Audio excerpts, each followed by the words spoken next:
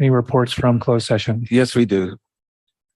The Board of Education accepted the administrative appointment of Andrea Alvarez, Director of Human Resources. The roll call vote was unanimous. This evening, the interpreters will be Sandra Carranza and Cesar Ruiz.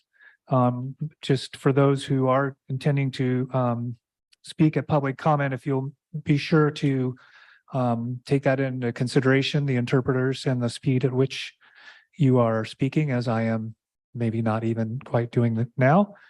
And monitor your comments appropriately. Support and greeting this evening is being provided by Victoria Vences. We'll have the Pledge of Allegiance now, and there is no inspiration. We'll have Mr. Segura do that. You're doing it. You're doing it. Yeah, thank you. I always pick on somebody, Jose. And of your heart, ready, begin. I pledge allegiance to the flag of the United States of America and to the republic for which it stands, one nation, under God, indivisible, with liberty and justice for all.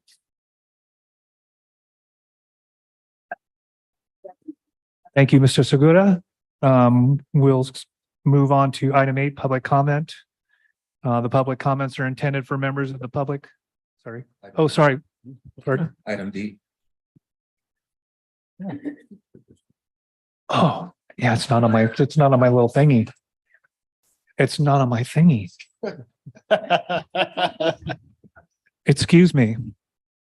We have a presentation to do before that. Dr. McDuffie, would you like to explain the key to the district and what that entails? I sure would. Simply, key to the district is given by our Board of Education. Each board member has the opportunity to provide a key to the district to a community member, a teacher, classified, or anyone that they feel have made a significant contribution and made a positive impact here at Santa Maria Bonita School District. And our president, John Hollinshead, will be presenting his key to the district at this time.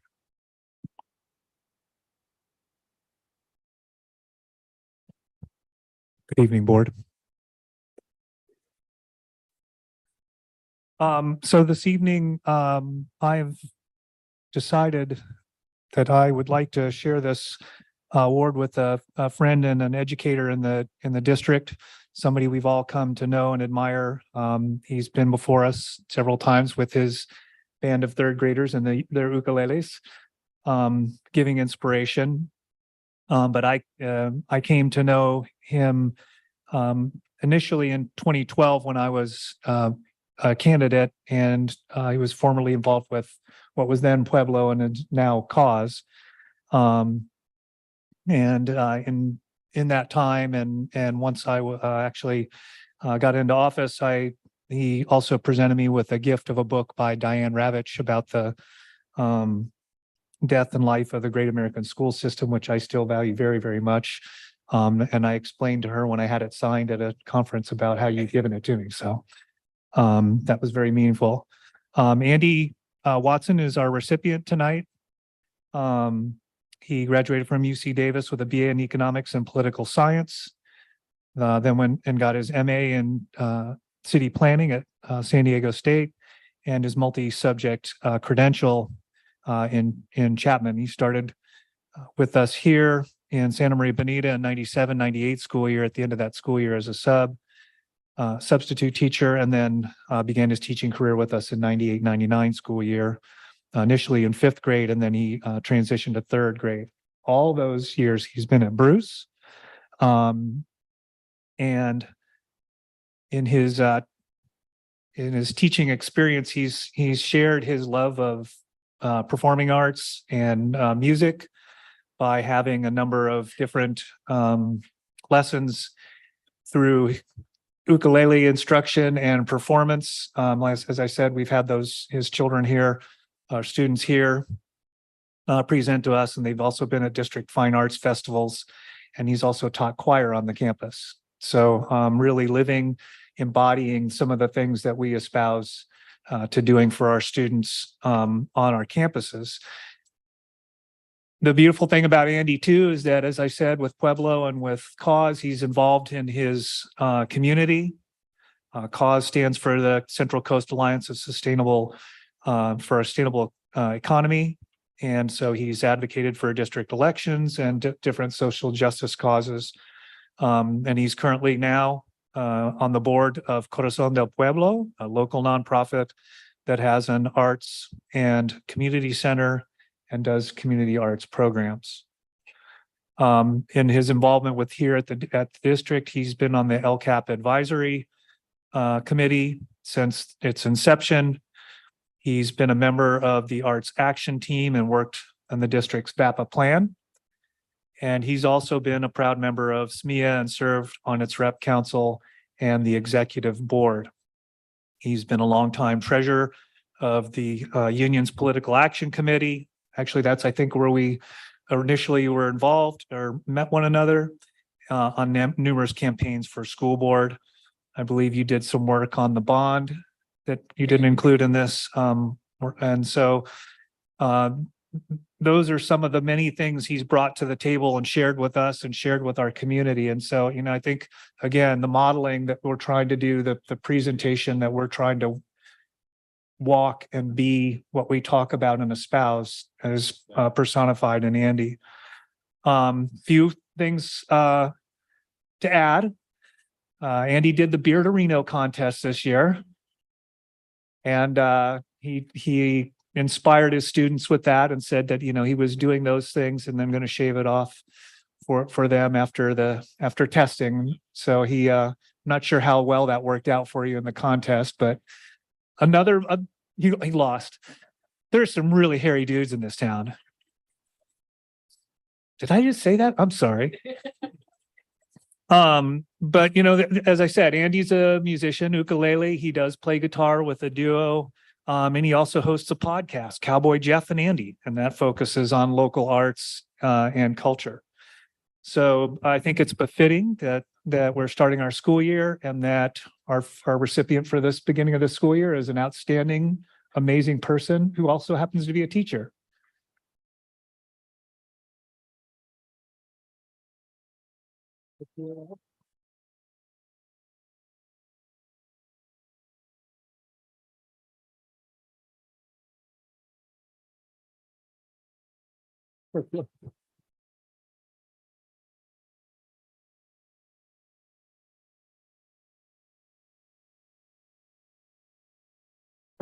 Okay, we'll do it.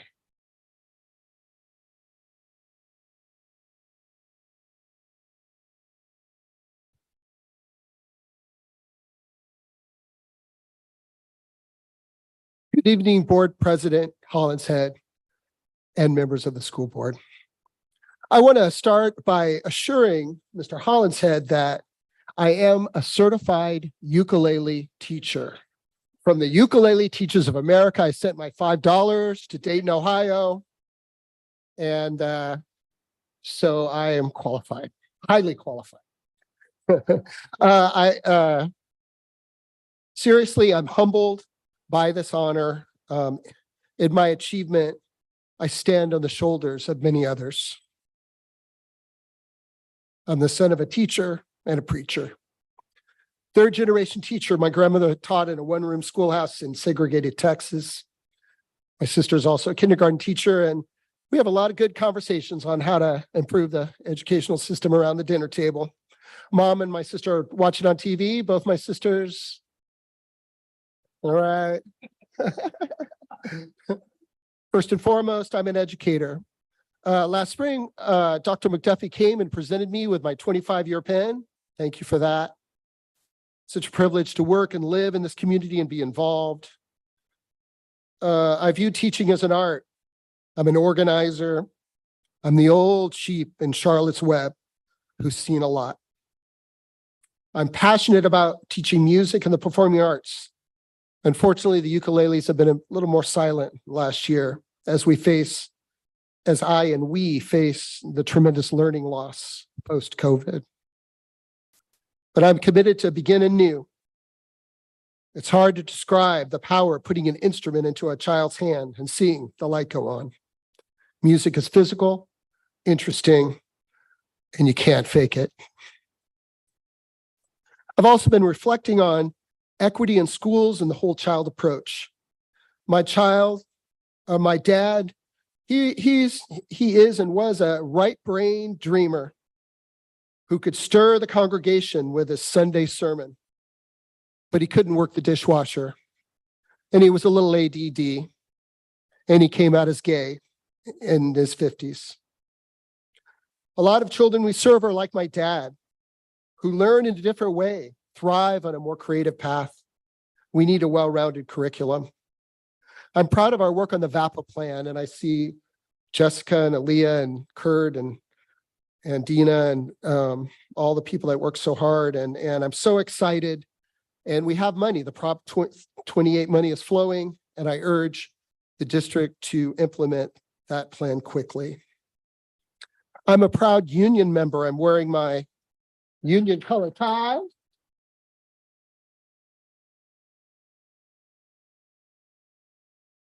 I stand here tonight with my fellow members to urge fair compensation and a timely contract. I look up at all of you and I remember those school board campaigns, knocking on doors, the recall. I just feel like I know all of you, and thank you for stepping up. Thank you for your service. I follow the meetings. I just love this group and what's going on, these new perspectives under the leadership of Mr. Hollinshead. And thank you, Ms. Cordero, for the experience and wisdom that you bring. I think, I'm nostalgic about those early LCAT meetings because I miss the days when there were only 5 sub areas. One of the most important lessons I learned goes back to Cesar Chavez and Dolores Huerta and Barack Obama. The strength of community organizing, the power of sitting one-on-one with someone, spending time to get to know each other and building a common purpose. Better than a survey. I'm also a community volunteer. I'm on the board of Corazon de Pueblo. Dr. McDuffie was at our opening, our center. And we worked on a Loteria project with the high school district, which was very successful, giving kids a chance to express their trials and tribulations through art. We are a struggling nonprofit, and big institutions like the school districts are important because we just don't have that nonprofit infrastructure here in the Valley like other communities like Santa Barbara. I'm a stakeholder. I care about the district. I have 30 little faces in front of me every day. I talked to Dr. McDuffie about the elimination of accelerated reader and the STAR reading assessment. I feel sheepish talking about a computer program, but eliminating this program 2 years ago basically gutted our independent reading incentive program, our reading assessment program, and parent communication regarding reading. For a person on the ground, it's hard to imagine getting to where we need to go when students are reading less. Teachers come to public comment, not because we don't have the information, it's because we're trying to nudge management to revisit past policy decisions. Second, I agree with Mr. Hollinshead that we need to think outside the box on student busing and transportation. Field trips have been largely eliminated. I know there's a shortage of bus drivers, but I would love the board to have some quarterly reports on how we're making progress to provide the service to our children. Our school went to a charter company to go to the mission. 2 buses cost $6,000. And we have teachers trying to get grants. Please don't give up on the Elks Rodeo. It's such a great community event for 3rd grade. It just brings everyone together, that event. But we have to get them there. And I'm committed to working, talking to the Elks, and maybe we can find a solution. Finally, As a male teacher, I'm noticing an emerging crisis with our boys. Colleges are approaching 60% to 40% ratio of females to males. And we need to look at why that's occurring. As we put 3-year-olds into school in TK, we need to keep in mind that boys mature more slowly than girls and have different needs. I joke that I liked kindergarten so much that I went back a second year. And I had a lot of boys that were struggling in reading because they were just too young when we were teaching them in kinder and first. And we also need more male teachers. So thank you so much for this honor. We do hard work. This is hard. And at times we need to celebrate. Thank you.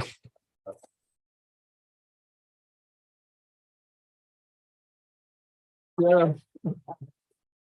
Okay. I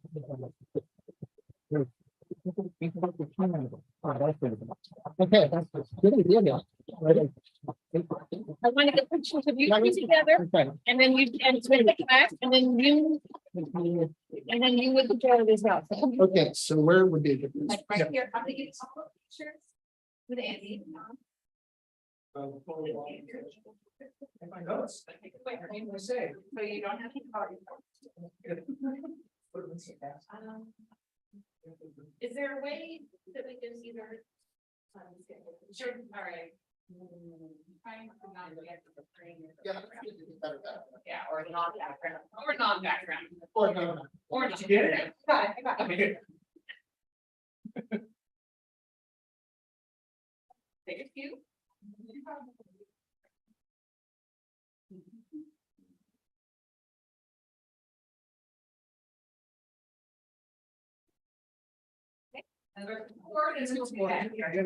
Okay, yeah.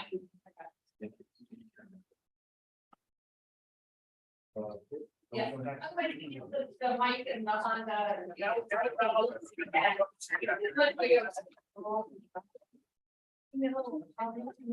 All right.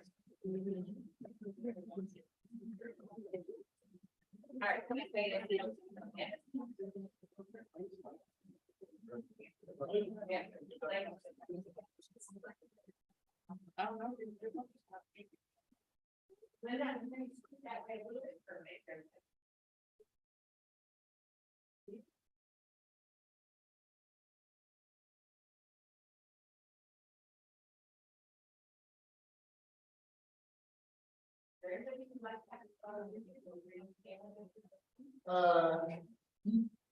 That's it. There's some sweet people up here. Yeah.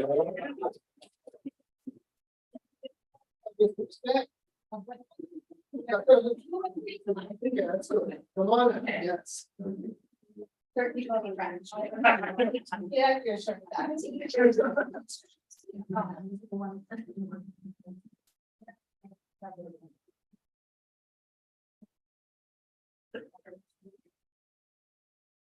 There we go, perfect. Thank you. All right.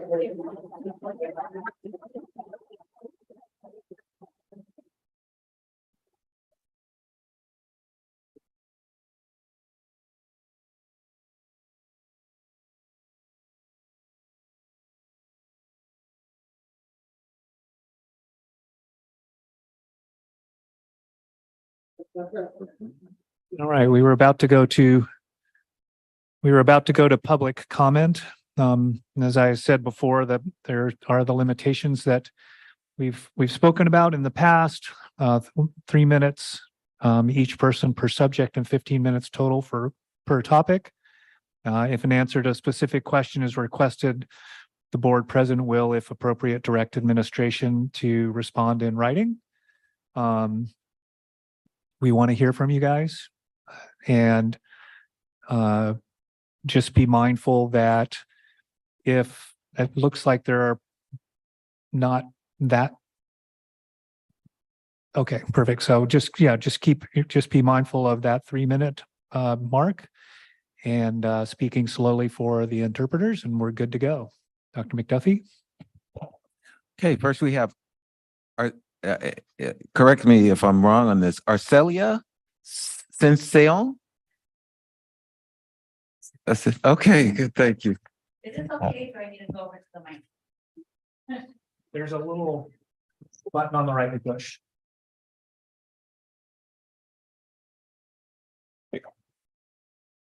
Good evening, board member, superintendent. My name is Arcelia Sención, and I am the Chief Strategy and North County Program Officer for Family Service Agency. And first of all, I just want to congratulate, where did he go? You left me there, he is, yes. It is heartfelt and it is wonderful to be in community with you. And though you are taking different paths, I look forward to working with you. It's a new role that I have at Family Service Agency, and so I'm taking this opportunity to introduce myself to you. I am 4 weeks in, and what I have quickly learned is that the Santa Maria Bonita School District is an important partner in our work that we do for students and their families. And so I really appreciate the partnership. There's a lot of care, support, and intention into the services that we provide. As you know, we have various different contracts, including the family outreach advocates, the outreach mentors, as well as our family support services. And all these different programs, and more importantly, the people that staff them, are sprinkled throughout the community doing important work. One of the things that I'm really happy about is that there's a large group of people, and I just really want folks to know that, that I'm available. I'm looking forward to our partnership and working together to ensure that, children have the tools, the information that they need to be successful, and also that their families are supported. I think that Santa Maria Bonita School District is unique, that it understands the importance of providing that family support and our partnership through Family Service Agency. So with that, I also want to invite each of you, and as well as the audience, to come join us for our 50th year celebration from Santa Maria Youth and Family Services. So we are having a celebration that is open to all community members, families, and children. It will be held on October 1st from 1 p.m. to 4 p.m. at Machado Plaza. And Machado Plaza is located right next to our office on 105 Lincoln Street. So please mark your calendars. It's going to be a fun event. We're going to have different activities as well as entertainment. So I hope that you will join us. And with that, I would like to leave some flyers so they're distributed to the board members. Thank you.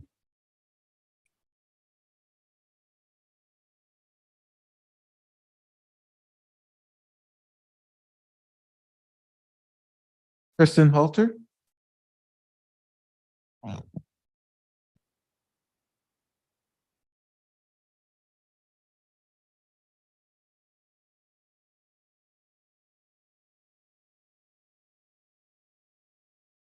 Good evening, board members. I'm Kristen Halter, and this is Norma Castellino, and we're our teachers at Bonita Elementary School. I'm a TK teacher, and Norma is a kinder teacher. After we represent together 58 years of experience in Santa Maria Bonita, and we've both have many roles, and we're both have a lot of pride in our jobs. We're speaking tonight to you because the Bonita TK Kinder team is saddened that there is still no playground for our littlest learners. It's been over 3 years. That's 558 school days that Bonita TK and kindergarten children have only had a sandbox and grass to play on during recess. All last year, we were promised a new playground, yet nothing was done. We explained the urgency of this need and were promised that it would be completed this summer. We offered for the playground to be closed off and for anything to be started in January, and we were told that no, it's going to be completed this summer. Don't worry. We came to work and it's not done. School starts tomorrow. There's no playground and there's no estimated date for completion. 3 years is too long. Bonita students are tired of waiting and the excuses. We're speaking to you tonight on their behalf. Bonita students cannot reach the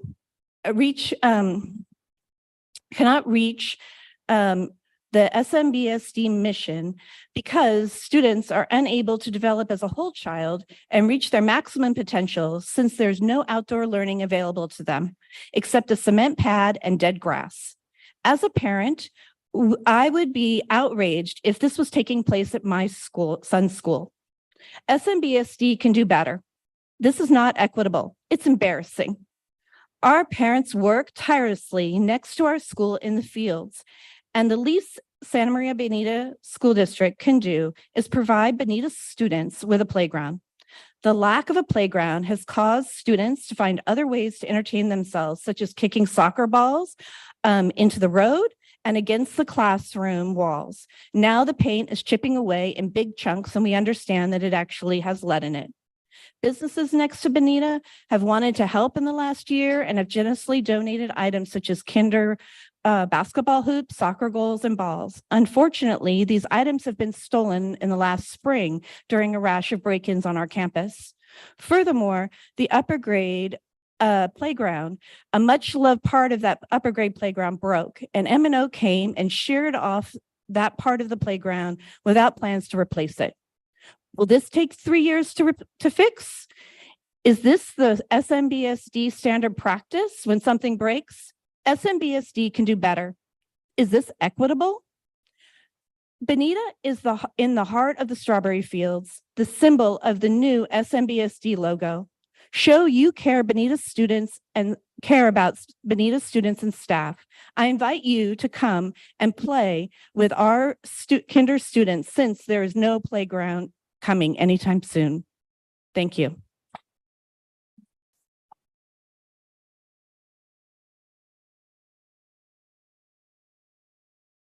Kimberly Johnson.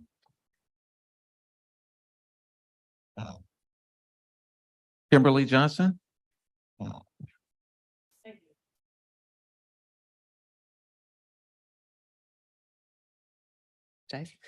Hello. Good evening, Dr. McDuffie, board members, and district leadership team. Thank you for taking the time to hear our perspectives as teachers tonight. My name is Kim Johnson. I'm the site instructional coach and English teacher and one of the web coordinators at Tommy Kuhns Junior High School. I'm here to speak to you tonight about the need for a significant on-schedule salary increase and the need for the district to cover the increase in benefits we face this year. This is my 8th year in the district. When I moved to Santa Maria in 2016 as a single parent, I immediately purchased a home because I was privileged enough to be in a position to do so. My options were extremely limited even then, given what I could afford on our salary and the cost of living on the Central Coast. But I moved to Santa Maria after teaching on Oahu for several years, and I had experienced rent and housing prices skyrocket there. I saw the trend there of teachers being priced out, no longer able to live where they teach, and I knew if I ever wanted a house as a single income household and be able to put down roots for my children and me here in California, I needed to buy. I wasn't wrong. Now the game has changed. Now the game has changed. In the last 7 years, housing prices in Santa Maria have nearly doubled. The average price for a home now in Santa Maria is $615,000. Rent for the same home is around $3,000 a month. You'd be hard pressed to find even a single room for rent in someone else's home for under $1,000 or a converted garage for under $1,500. On top of that, the price for food, gas, transportation, utilities all seem to have increased exponentially. Perhaps some of us in this room are privileged enough to have a 2-income household and bought when housing prices were reasonable and interest rates didn't double your mortgage payment. The game has changed. Part of the district's strategic plan statements we were introduced to Monday at our professional development read, we will recruit, support, and retain high-quality people. If we want to do this, we have to do better. LA Unified's approved contract gave teachers a 21% salary increase. Oakland gave a 10% increase and a $5,000 bonus.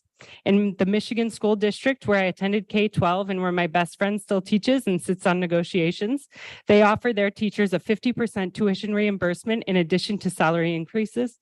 These measures respect, recruit, support, retain, and invest in high-quality educators so that they can achieve the same life goals they inspire and offer support and skills for their students to attain. In the last 2 years alone, I've seen this district hire some of the most talented, enthusiastic, and dedicated educators for our community. We hired 128 of them this year alone, and they start tomorrow changing lives in our city. Let's make sure that we offer them and all of us who have dedicated ourselves to the children of Santa Maria the ability to live independently here, to grow here, and to remain a part of it for the duration of their careers. Thank you.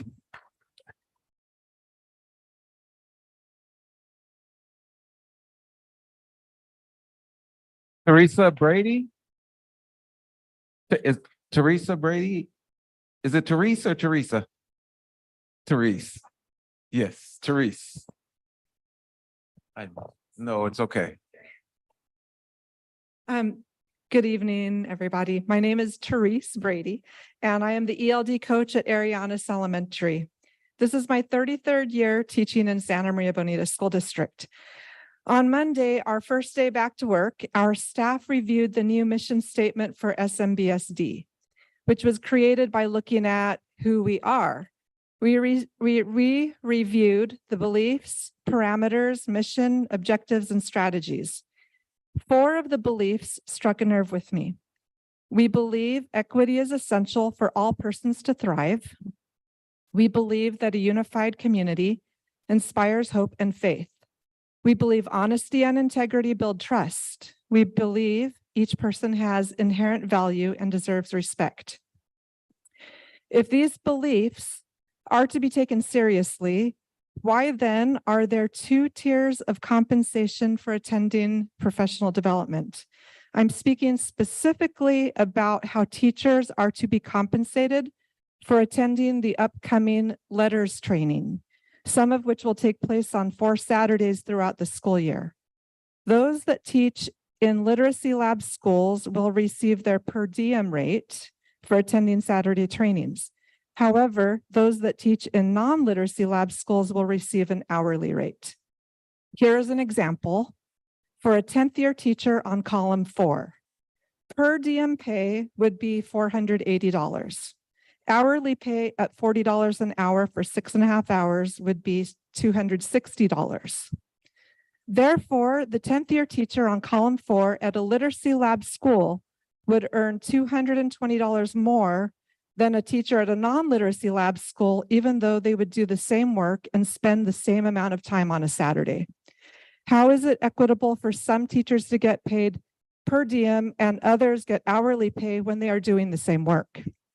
Does compensating some teachers differently than others for the same work inspire hope and faith, create a unified community, show respect, or build trust? I often hear the words equity and equality used interchangeably when the meanings are really quite different. In the case of different compensation for the same work, it seems that disparity or inequality or inequity would be more honest descriptors for how letters PD will be compensated. We teachers are currently working with an expired contract, partly due to disagreement on what each side believes to be fair compensation for salary.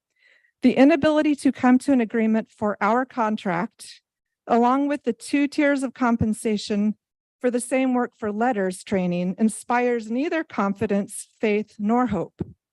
Actions speak louder than words. Show integrity by treating teachers with respect and equity by having 1 tier of compensation, the per diem rate for professional development for letters. Thus, we might begin along the road to having a genuinely and sincerely unified community that exemplifies the SMBSD mission statement.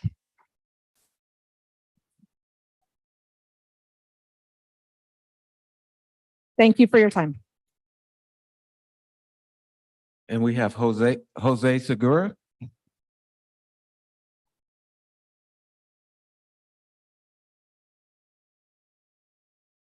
Hi, good evening. Jose Segura, president of SMEA. How's everybody doing? I have a couple things. The first one, actually, I've spoken to this board about in the past, and that is the inequity that we have when it comes to our elementary PE teachers.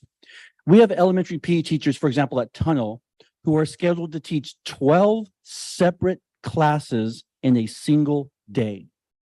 That's upwards of 360 students they'll have to see in one day. So if we're talking about creating relationships, about being able to connect with our students, about being able to understand who our kids are and how we can support them, there's no way you can do that with 25-minute PE sessions back to back, no transitional period, in a single day. 360 plus students in one day, 12 individual classes, one teacher has to teach.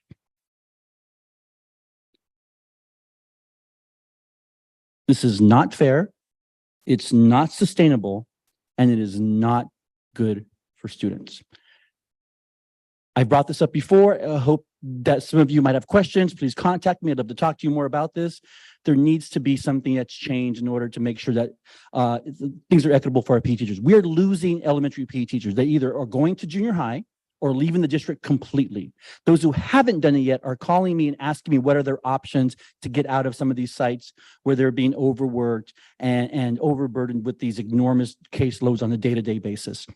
For comparison, their junior high peers are teaching 5 periods a day with probably 40 kids at a time. So, maybe a couple hundred kids a day that they're teaching, but they have more time with those students each day. And so more opportunities to create relationships and establish relationships. So please look into that. If you could, again, if anybody wants to talk to me about it, I'd be more than happy to have a conversation about this. This really is an equity issue because this is not happening at every site. There are just some sites who feel like this is a way to treat PE teachers, and we don't believe that it is. The last thing, or the second thing I wanted to mention, was the same thing that a couple of folks have.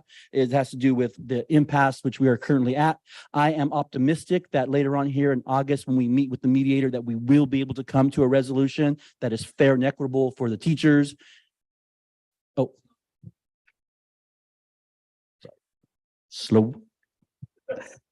As I was saying, I'm hoping in August when we meet for our impasse mediation that we will be able to come to a conclusion that results in a fair and equitable compensation and coverage of benefit costs for members, one that the district can surely afford. And so I continue to be optimistic, and that's just kind of how I am and who I am. And so I hopefully you all are having conversations about where we can move, where the district can move, and so that we can get to a place where we can all kind of get this settled, get this behind us, and move on with what we hope to be an amazing school year. Thank you.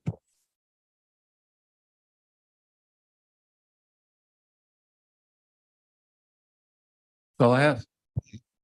All right, thank you guys for your comments. We'll move on to item 9, approval of the agenda as presented. I'll move to approve the agenda as presented. And I'll second. Been moved by Ms. Cordero, seconded by Ms. Cabral, that the agenda be approved as presented. Roll call. Roll call, please. Mr. Lara, Aye. Ms. Cabral, Aye. Mrs. Cordero, Aye. Mr. Valencia, Aye. Mr. Holinstead. Aye. Move on to consent. Dr. McDuffie, if I could ask, could we pull the item in regards to the digital media specialist, page 168, and have that placed in the appropriate position in the agenda? Yes, so if you approve Yeah. approve the consent, you can pull that. Okay. Ask for any other. Are there any other questions or discussion or concerns about this consent? It's the Under human resources.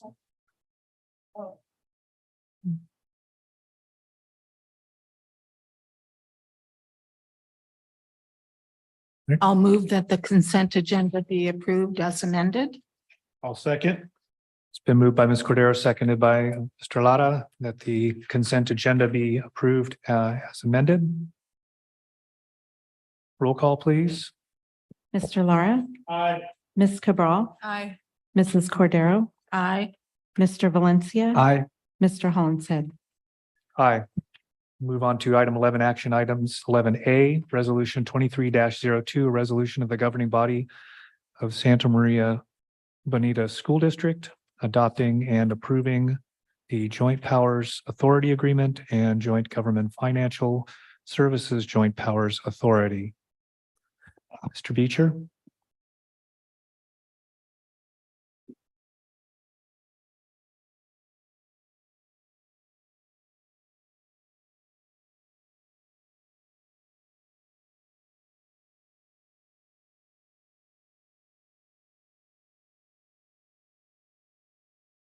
Thank you, President Hollinshead. I'm here tonight to talk with the board about an application to join the Government Financial Services Joint Powers Authority. Just for some background, JPAs, as they're called, they're not unique. And this is not the first JPA that the Santa Maria Bonita School District has considered whether to join or not. You can see the examples I've listed there. They should be relatively familiar. Self-Insured Schools of California, SISC. We get our property and liability insurance from them. And then our medical benefits as well. Self-Insured Schools, Self-Insured Plan for Employees, SIPE. They provide our workers' compensation insurance. And then, of course, the Santa Barbara County SELPA, Special Education Local Plan Area, kind of helps organize and align services for students with disabilities. The reason these agencies can make sense for school districts to join is it does allow for that agency to develop expertise in matters that the school district needs support in. It also provides many times cost-effective services because they don't have that profit-centered motive when trying to provide that support. You can find these things from for-profit agencies. You can get benefits, you can get special education support. But not only is there the cost of that service, but there's also that profit that will add to that cost. And that profit also comes with it motivation, right? Motivation to increase that profit, which is one of the reasons why JPAs can make sense, because they don't have that same motivation for profit. The reason that I became curious about the GFS JPA, it takes some practice. I'm going to mess it up, I'm sure, tonight. But the reason I became curious and interested in it is doing work and due diligence related to the financing of our solar projects. We're engaged in a process of investigating solar. It's going to require some financing to make that happen. And Ashu, who is kind of the lead for us, referred to GFS JPA as a way for us to find good financing. And I learned much more than that. So again, to access that advice around financial decisions, financial arrangements, without that profit-centered motive, access to really high-level expertise in those difficult conversations with the professionals, and then just to support our commitment to excellence, to make sure every choice we make, that the board will support and also follows best practices. I already referred to how we're already involved with them in advance of entering this agreement.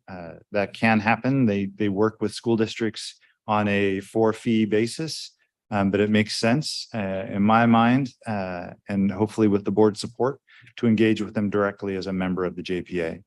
But they reviewed our contract with Clifford Moss, and they provided some good guidance on how to structure that a little differently.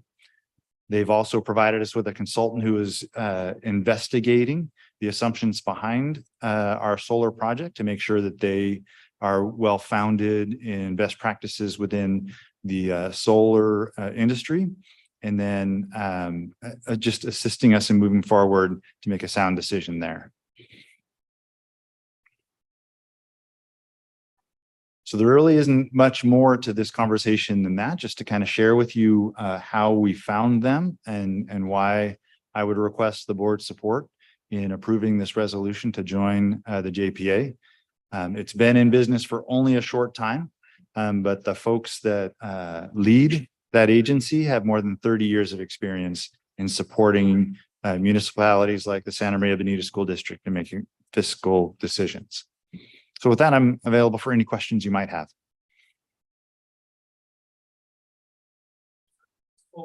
Besides the solar project plan, you're using them for input on that? Mm-hmm. And whatever other financial issues as far as school sites and. So what the other areas that they'll support us in is as we're developing our plan to evaluate the feasibility for a potential bond campaign. They will help us in pieces of that choice, making sure that the calendar we develop with Clifford Moss makes sense, making sure that the significant events along that calendar are also well sequenced. If we move forward in an additional financing like the capital lease we're going to be considering with the school board around solar, or potentially the structure of a geo bond in the future, they'll also be involved in supporting those choices. They'll also take a look at other financing arrangements that we might make. If we're doing something related to vehicles, we've experienced a little bit of that recently. If we're experiencing leases for our copiers, they'll take a look at that. Just the way that Lori Ranieri, the CEO, described it to me is we're like a person in your office who is always available to provide you with great advice. Think of us as a staff person. That $5,000 membership fee provides you a staff person to go to and say, I need you to take a fine-tooth look at this agreement, and they'll provide us with that support. Thank you.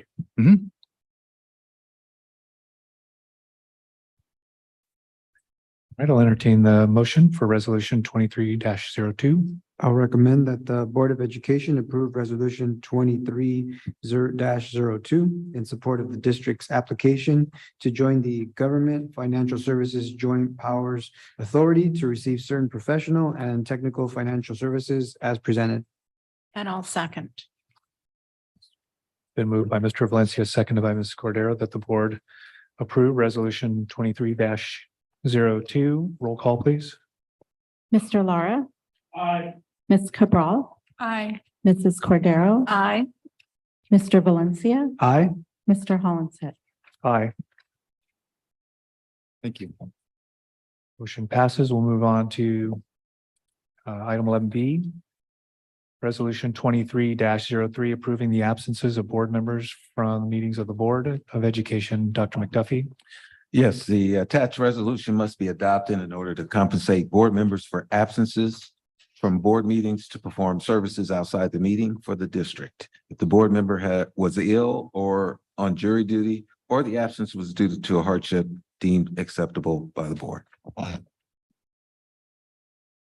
I'll move that the Board of Education adopt resolution 23-03, approving the absences of board members from meetings of the Board of Education as presented. I'll second. It's been moved by Mrs. Cordero, seconded by Mr. Lara, that the board approve the resolution 23-03. Roll call, please. Mr. Lara, Aye. Ms. Cabral, Aye. Mrs. Cordero, Aye. Mr. Valencia, Aye. Mr. Hollenshead. Aye. Motion passes. We'll move on to 11C, agreement with Avid Center to provide 2 district-wide professional learning days. Ms. Loftus. Yes, good evening, Board, Dr. McDuffie and Cabinet. This evening, I bring for you a contract for proposal for Avid Professional Learning for each of our junior high sites. Our junior high principals expressed an interest last spring in expanding the opportunity to all of their teachers to obtain Avid training without the need to travel a far distance. And so we were able to work out a situation with Avid where they would separate the Avid strands into 2 sessions that we are able to divide yesterday on August 8th, and then again on November 1st, so that our junior high teachers will be able to experience a full strand of training during this current school year. The exceptions would be our math teachers who are deeply engaged in their math professional learning with their new math curriculum, and our CTE teachers who have been exploring industries in the local area.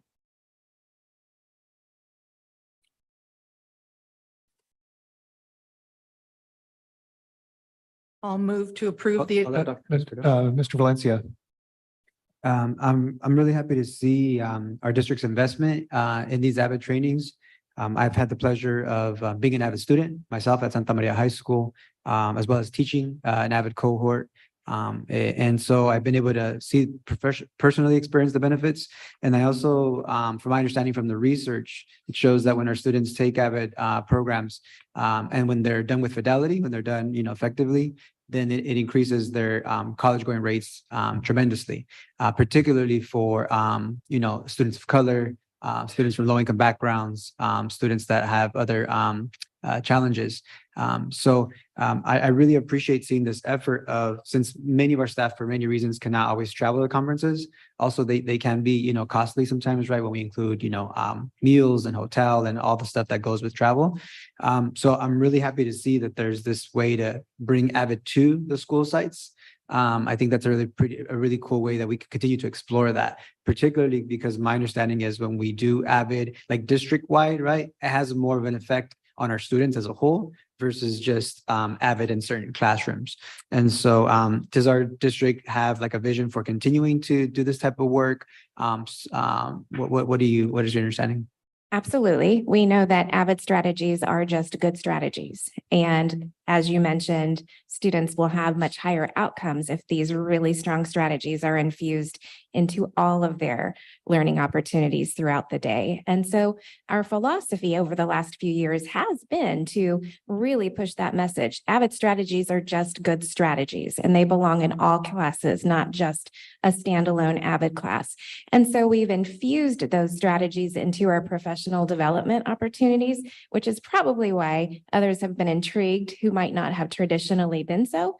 And where we see those strategies in place, we see really, really high, strong outcomes for kids. And so that really inspired the junior high leaders to tackle this in a more holistic way. And of course, we will continue to support the expansion of those strategies and those supports in our classrooms. Thank you very much. You're welcome. And just as a comment to your question, Mr. Valencia, when Mike and Dr. Z can corroborate this, Amy Lobsinger and a number of the teachers on the Fessler campus, there was a campus-wide push and practice of making AVID standards part of their standard instructional pathways or how they were teaching. So it's definitely something that's been done in the past, and this is kind of a little bit of a revisitation maybe for that particular campus, but it's good to see that happening in other places. And I'm sure Amy and some of the teachers that really have been exemplary at that in the past. And AVID was a site. It was a observation site, Dr. Z. I mean, there were people that came there to witness the practices. So I think we've got a lot of great leadership to really kind of dive back into this. I appreciate that, Jennifer. Thank you.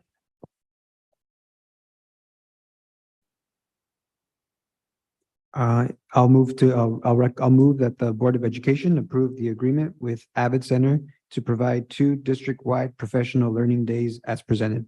And I'll second. Been moved by Mr. Valencia and seconded by Ms. Corral that the board approve the agreement with AVID Center to provide 2 district-wide professional learning days. All in favor? Aye. Motion passes. Move on to 11D, agreement with McGraw-Hill to provide licenses and professional services for Achieve 3000. Ms. Grock. Good evening. So this contract is a site-driven contract that we're executing at the district level. All of this is set aside by sites in their SIPSA using Title I funding. So this contract is for Achieve 3000 literacy site licenses and professional development services. It includes an alignment to the Benchmark Advanced curriculum, as well as NWEA MAP integration. It will provide students with ELA, social studies, and science standards aligned content differentiated to 12 Lexile levels in English and 8 in Spanish. So this is a supplemental program that allows teachers to identify topics and content, and then that content is pushed out to students at their individual Lexile level. So you might be reading about archaeology, and your students with higher Lexiles will have a more complex article to read, but everyone will be getting the same content so that everyone can engage with the content at a level that's understandable for them. So that is what this platform provides. Last year in Santa Maria Bonita School District, 10,842 students accessed the platform and completed 470,124 activities with an average score of 62%. And we did a meta-analysis of our MAP growth RITs. So from fall to spring, Santa Maria Bonita students with more than the median number of activities completed, which for us was 62. So students who had done more than 62 activities in 22-23 had a higher average RIT percentile growth than those with fewer than 62 activities or those who did not access the platform. So we're seeing efficacy in the program and impact on our student academic achievement. Scudero? Grade span that achieved 3,000. So Achieve 3000 is appropriate for any student who has fluency in reading. The next contract that we're going to talk about is Smarty Ants, which is phonics. Typically what happens is students start in Smarty Ants in kinder. It can go all the way up to 3rd grade. Once they get through phonology and start reading stories, then they graduate out of Smarty Ants into Achieve 3000. So that can happen anywhere from 1st grade on up, but typically it's 3rd through 8th graders that are licensing in Achieve 3000. So why fewer student software licenses this year than last year? Because some of the packages are unlimited licenses, and it's not 10,842 students accessed the platform, but that could be due to movement, and it could also be due to some of the sites purchasing an unlimited package instead of individual site or student licenses. Thank you. Yeah. Ms. Kroc, what's the, we've heard teachers tonight and before previously talk about accelerated reader, I believe it was. How incentive-wise, how does this program differentiate itself, incentivizing kids to read and then also continue to read, gain literacy, learn to love to read, those kinds of things that we're looking for?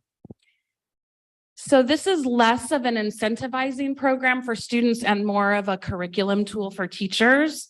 So if I'm a teacher and I have multiple levels in my classroom and I need to talk about the life cycle of an animal, I need to give them digestible content. And so I can give the same content at multiple levels.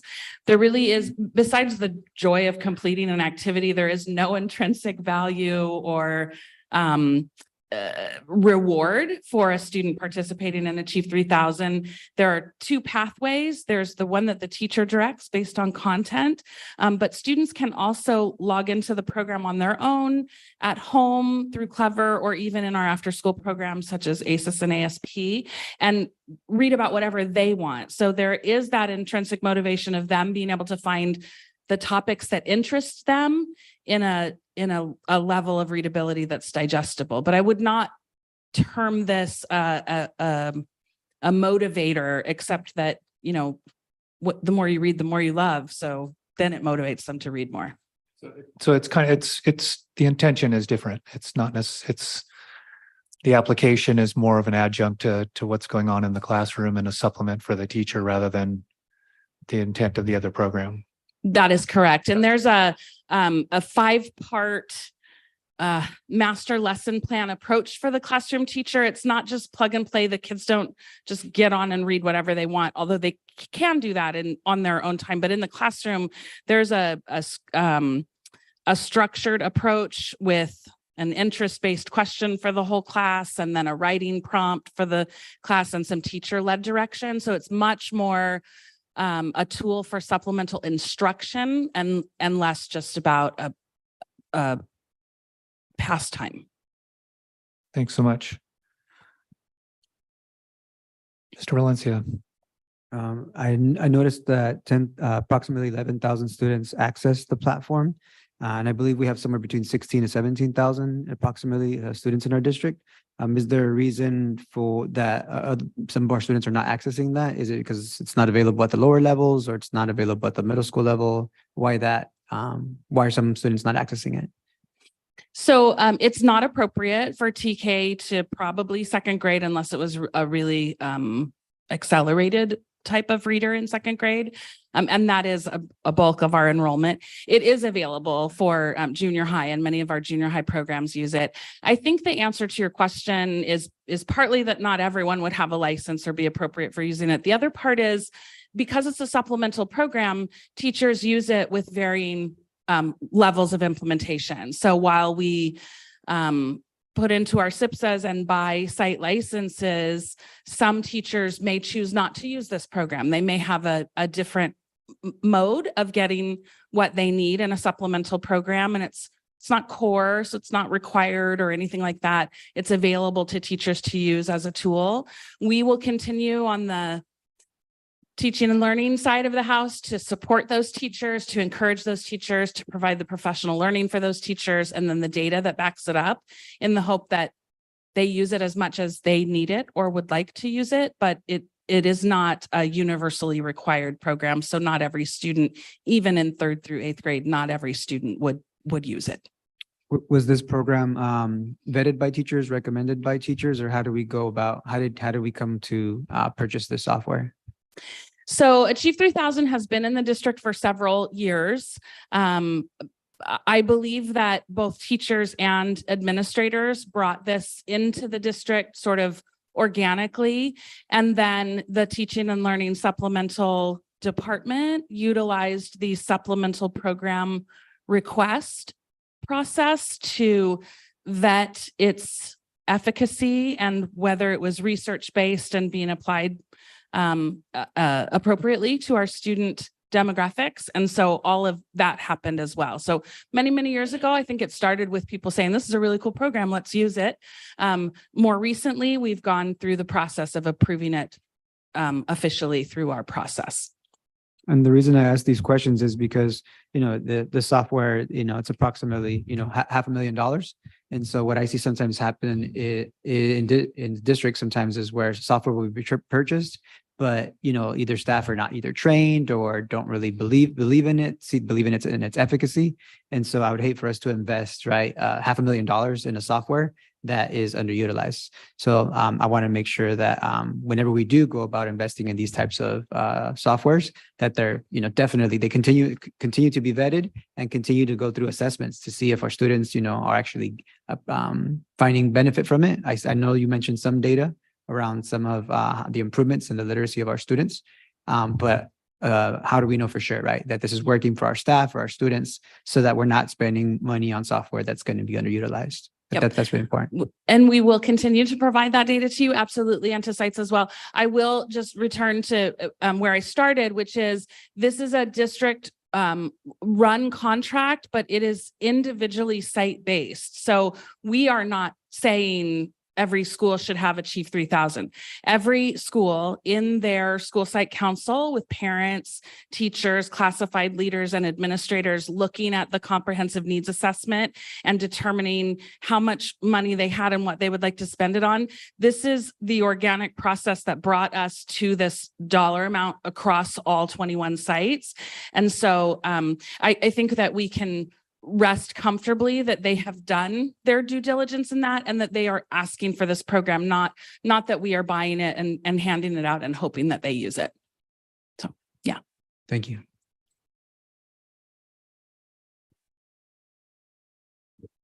So I'll move that the Board of Education approve the agreement with McGraw-Hill to provide licenses and professional services for Achieve 3000 as presented.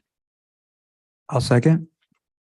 It's been moved by Ms. Cabral and seconded by Mr. Valencia that the board approve the agreement with McGraw-Hill to provide licenses and professional services for Achieve 3000. All in favor? Aye. Motion passes. Ms. Scrock, you're back. Item 11E, agreement with McGraw-Hill to provide licenses and professional services for Smarty Ants. Smarty Ants. So in tandem with Achieve 3000 comes the Smarty Ants program. This again is a renewal. This again is based on site desire to purchase it and site allocations in their single plan for student achievement. Smarty Ants does not do an individual license. They do unlimited licenses by site. So 16 sites have asked for a license package, including one, which is Jimenez DLI, which would include both Smarty Ants and Smarty Ants Espanol. This is foundational literacy instruction and includes a professional learning service for each site.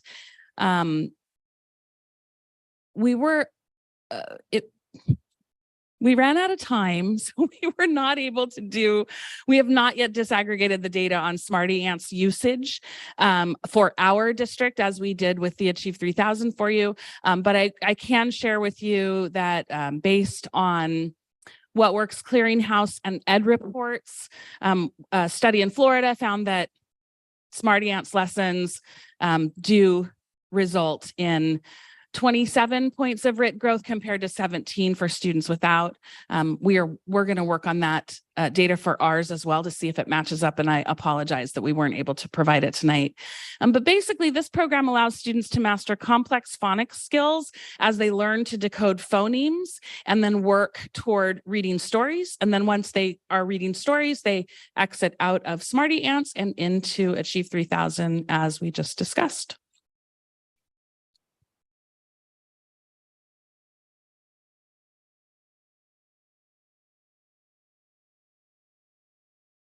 All right. I have a motion. So yes, if you can get a reading for how it's worked for our students here, just to have an idea of what it's doing with our kids. Absolutely. And again, I apologize. So what happened was our last year's contract expired and we haven't finished this year's contract, obviously, because we're here tonight doing it. And so we did not have access to our usage reports because our contract had expired. So we weren't able to pull down the number of hours or the number of students or activities or any of that sort of thing for Smarty Ants and be able to disaggregate it. Once this contract is approved and our dashboard is turned back on, we'll be able to pull that data down, and I will be happy to provide that to you in a Friday memo or in whatever method you would like. Yes, I'd appreciate that. Thank you. Entertain a motion. I'll make the motion that the Board of Education approve the agreement with McGraw-Hill to provide license and professional services for Smarty Ants as presented. And I'll second. It's been moved by Mr. Lara and seconded by Ms. Cabral that the board approve the agreement with McGraw-Hill to provide licenses and professional services for Smarty Ants. All in favor? Aye. Aye. Motion passes. Thank you, Ms. Crock, very much. Move on to item 11F, agreement with Family Services Agency of Santa Barbara to provide the district with marriage family therapy services. Dr. Zimmerman.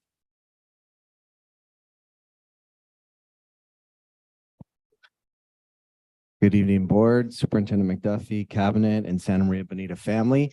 So tonight I'm here to present our contract with Family Service Agency. This is to provide us with school-based therapists. So the history on this one is CADA. We did a bid for services for our school-based therapists, which we have one provided to every school site. So they are the marriage and family therapists that work with a caseload of up to 20 students.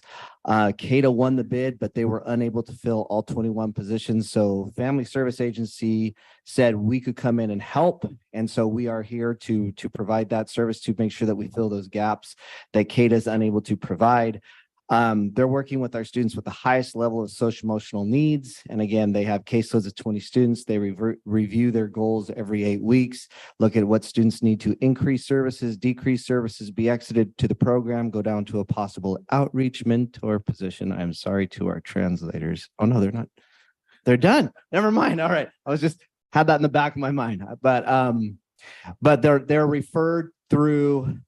We've tightened down our process so the right students are referred to these kinds of services because it is only available to up to 20 students at a time. So they do have to go through a COS or SST process in order to get into an MFT. We do have a long-standing relationship with FSA. It dates back many years. They provide a number of other services like outreach mentors, the family outreach advocates, family advocates, and they staff our family resource centers in Santa Maria Bonita School District. And we had this contract with them last year. We're just continuing it this year. Dr. Zimmerman, are they, is each MFT assigned to one site only then? Yes. And so how are they onboarded or become part of that community or school site? So when they're hired, they're introduced to the staff with the admin team. Then the admin team brings them in, introduces them at a staff meeting, and then allows them, the staff are aware of the referral process of how that goes through either a COS or an SST. And they're part of the school community. They go, they'll stand out at break and walk around and mingle with the kids and be a part of the school community as well. Thank you. Something that I've heard from community members, parents in the past is one of the concerns is around the continuity of our counselors, our therapists, kind of like on a year-to-year basis. I think in the past, there was like maybe some interns or something, or where maybe they'd be available for half the year or maybe part of the year, and then the next year be something completely different, which would, hinder our students' abilities, right, to connect with, the therapy or the support that they might need.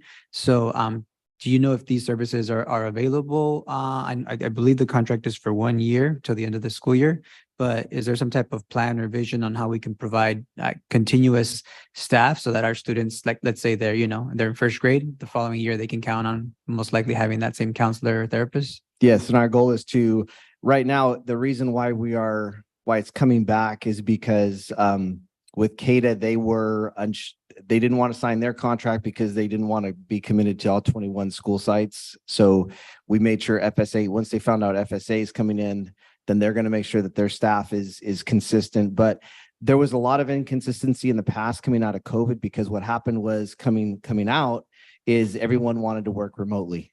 And so we had a lot of people that were working out of San Francisco, Los Angeles.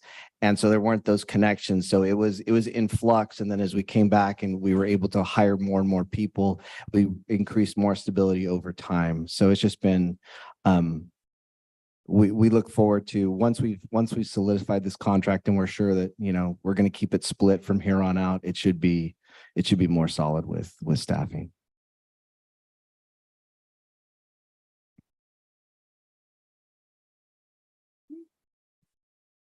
We now motion that the Board of Education approve the agreement with Family Services Agency of Santa Barbara to provide the district with marriage family therapy services as presented.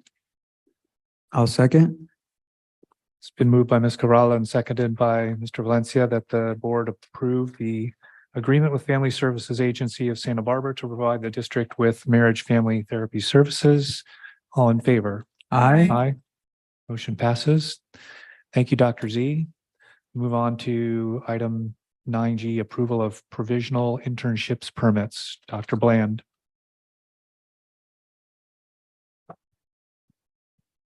Good evening, President Hollingshead, Board, and Dr. McDuffie. So tonight I bring to you the approval for provisional internship permits. We have 2 teachers that we're asking to be approved to be placed on said PIPs. The district, we've posted notices on vacancies on the district website through EdJoin, each school site, and have sent emails to staff advertising the need for our highly qualified teachers. After our search for fully qualified teachers for multiple subjects and single subject positions, we are requesting the approval to hire temporary teachers placed on a provisional intern credential permit. These teachers are currently completing their requirements to obtain their preliminary credentials.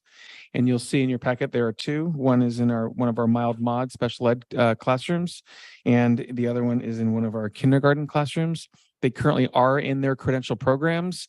Our teacher that's in her kindergarten classroom is expected to complete her credential program in the fall of 2023. And our teacher that is in the mild mod classroom is expected to complete her program in the spring of 2024.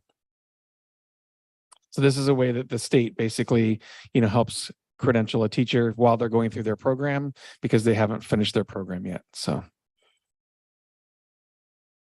Then once they're finished credential, they will come work for us in the district. Is that? yes, yeah, they're ours now, and our intention is to continue with them. Then yes, they would be ours. Ms. Cordero. Do they have a supervisor that works with them from the university? Yeah, or- they have a connection with their university, but we would also provide them with a mentor and guidance and support and that's part of the the PIP permit is that we have to provide support and also for them. So they're not just left on their own. There is support for them as they're going through, and that's part of the agreement between us and the state. Thank you. No more discussion. I'll entertain a motion. I'll move that the Board of Education provide a provisional intern permit as presented. I'll second. Been moved by Mr. Valencia, seconded by Mr. Lara, that the board approve a provisional intern permit. All in favor? Aye. And that motion passes as well. We'll move on to 11H, agreement with Epic Special Education Staffing to provide LVN and BSN staff to support school sites. Dr. Zimmerman? Thank you and hello again. And our tech. Oh, here we go. So the reason why we are renewing this contract is these are services we already had, but the name changed from Therapy Travelers to Epic. So because of that, we've had to renew the contract. So this is to renew to have one licensed psychiatric technician or LPT and one licensed vocational nurse. So the LVNs, they're in a pool and they help with specialized healthcare. They also help support the BSNs. They do healthcare procedures that the health assistants at the school site, it's out of their scope of practice that they cannot do. And the LPTs do a lot of work with responding to mental health issues at school sites. They do a lot of crisis response training. So when students make threats of self-harm, they go out and they train the teams at the school site so they're proficient in how they can respond to that and come up with plans to make sure students are safe on campus. Dr. Zimmerman, so there's the contract for 224, 640 is for 2 Yes. FTEs only? Yes. And so do we pay Epic and then the Epic Epic pays the nurses? Correct. They're a contracting agency. We have recruited. The LVN position has been a very hard position to fill in the district. And I know Dr. Bland has been working on increasing the pay scale in order to be competitive. And so we can try to recruit those folks. LPT is a new position and we are working on a job description right now and a salary schedule to make sure that we can have that so we can have our own people do that here within Santa Maria Bonita and don't have to contract out in the future is our hope. Yeah, it seems like there's a little bit of a markup, if you will, by hiring through somebody else. So that's the intent with getting our own at some point, please. Is to cut those costs. Exactly. Yes.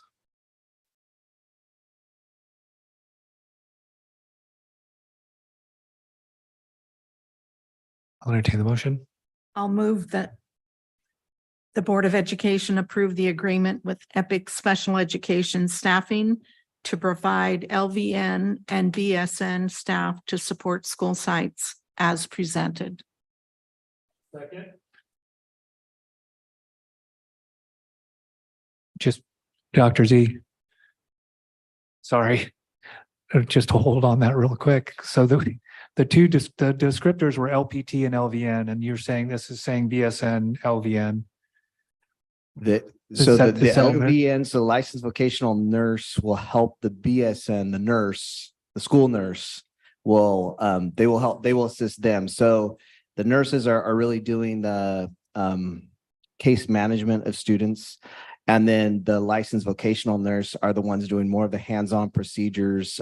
We have like 17 diabetics in the district. So they do the insulin, there's G tubes, trachs, caths, and other specialized procedures that they help with. So they are centralized here at Sousa and they are deployed out to sites in order to perform those duties. I'm sorry, it wasn't I wasn't asking Oh. logistics so much as I was just trying to clarify what we had seen as the descriptors for the jobs the titles weren't just nurses, it was A licensed psychiatric. the psychiatric therapist LPT. and that LPT is not listed in the what we were presented with. So I just wanted to clarify. So yeah, the licensed psychiatric technician, Okay. Yeah. Sorry. So maybe Never did that one. We'll make sure we can that add the, that wording. yeah, we'll make sure Okay. that the descriptor matches the head. Roll call. No, sorry. All in favor? It's been moved and Aye. seconded. Aye. Thank you. Motion passes. We'll come back to the description of sorry, we have just, do we do this now, right? In action? Yeah. Correct? The consent. 167. Page 168, Page 168, do you want to tag team on and go ahead and start, Mr. Ricky? thank you.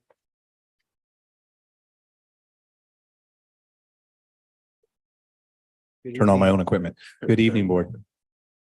So, You are tech. yeah, I know. So in front of you is a job description for the digital media specialist. This is a new job description to our district. We looked at some similar positions that already existed in some school districts around the LA area and the Fresno Valley to look for something that would meet our needs. As one of the larger districts in this area, will be one of the first in this area to have this sort of position. It's a great opportunity for a classified. So this is a classified position. With the new position, just so you know, the background part of our process is to always work with our classified leaders. And so we have something called the Job Analysis Committee, JAC. And so this went through that JAC process to make sure that this aligned to the other jobs that we have, both the compensation as well as the descriptions. And so that's a collaborative process that this has gone through to get in front of you today. And just to add to that, this is something that I brought to Brian when I first arrived. Oh, wow, a year ago. And it really is a position to be able to brand this district, particularly now as we start our process and our journey in creating a more congruent logo or a logo that represents our identity as a school district, as well as color palette and things like that. It's just very important that there's someone who specializes in that sort of technology to be able to really make us the very best in this Central Coast and in the country. Thank you guys for the perspective. And the reason I pulled it, Dr. McDuffie, is I did want to, you've expressed those things in the past, but I certainly wanted people to understand that this is the follow through and the intention of moving into digital media and expressing who we are to the community and others, and not have it buried in consent. I wanted to be able to have you guys expound upon that. So I appreciate that very much. Thank you. And I guess we could treat that like discussion where we'll just acknowledge the receipt of that, or do we have to vote on it? Okay. So we'll move, I'll move to approve the description of digital media specialist as presented. I'll second. All in favor? Aye. And John, just as a clarification, or Sure. Mr. Holland said, this is the first reading. So at the next board meeting, we'll get the second reading. Is that correct? Because our language reads that the Board of Education acknowledged discussion of the first reading Correct. of job description. Yep, correct. Which is typically the way we go. Thank you. Thank you. Thanks so much, Brian. Move on to item 12A, 45-day budget revision. Mr. Beecher, or actually, I'm sure it's Brian. What was I thinking? Welcome, Brian. He's wearing black. Enjoy your walk. Good evening. Ms. Guerrero, it's not like 9:30, it's a little earlier, so I'm usually a little later presenting, so. We interrupted your nap back there. Look at how energetic Well, good evening, board. I'll just jump straight into it, okay? We got the 45-day budget revision. Ed code requires that no later than 45 days after the governor signs annual budget act, the school district shall make available for public review any revisions to its revenue and expenditures as a result of the Budget Act passing. The governor signed the budget on June 27th, and we made available the 45-day budget revision made available for review on August 2nd. So the 45-day budget revision didn't have a lot of big changes in it, but I will go over the changes that there are. So for 23-24, our lottery revenue projections are increased by 195,000. And I do have on there the Prop 28 arts education funding. So at budget adoption, it wasn't included in our budget. We knew it was going to be around $2.9 million, but we didn't put it in the budget because there was still a lot of unanswered questions with the CDE. We didn't even have a budget code that they told us that we could use, so we couldn't put it in the budget. So now we have a little more information. We actually know the resource code and the budget codes we can use. And so it's now in our 23-24 budget for $2.9 million. And each school site is allocated a certain amount of funds. Also, I want to talk about prior year, so 22-23. The arts, music, instructional materials block grant, the May revise at the time at budget adoption, they said there'll be a 50% cut. But what happened with the enacted state budget was only a 5.6% cut. So our total allocation for this block grant is $9.35 million. It was originally 9.9, so it's only that 5.6% cut. Our learning recovery emergency block grant, we did receive 100% of the allocation in 22-23. It's $32.7 million. The May revise, they said it's going to be a cut of about over 31%. What actually happened now, it's a cut of 14.4%. So we've already received all the dollars. So now we have to send back to the CD $4.7 million. And I did want to highlight that the legislature did mention that their intent is to give us back that $4.7 million over 3 years, starting in 25-26. But I want to highlight the word intent. And so we can't plan on it. So we'll see what comes to fruition with that. Yeah. So here's a breakdown of the changes. So line A3, other state revenue, increases by about $3.1 million. That's the lottery and the including the Prop 28 dollars. On the expenditure side, no budget expenditures yet as a result of that increased revenue. So that does affect our net increase or decrease in fund balance. So at budget adoption, we had deficit spending of 27 million. So now that's down to 23.9. And then our beginning fund balance, there's a slight change in there as a result of prior year, 22-23, those two block grants. Moving on, the LCFF equity multiplier.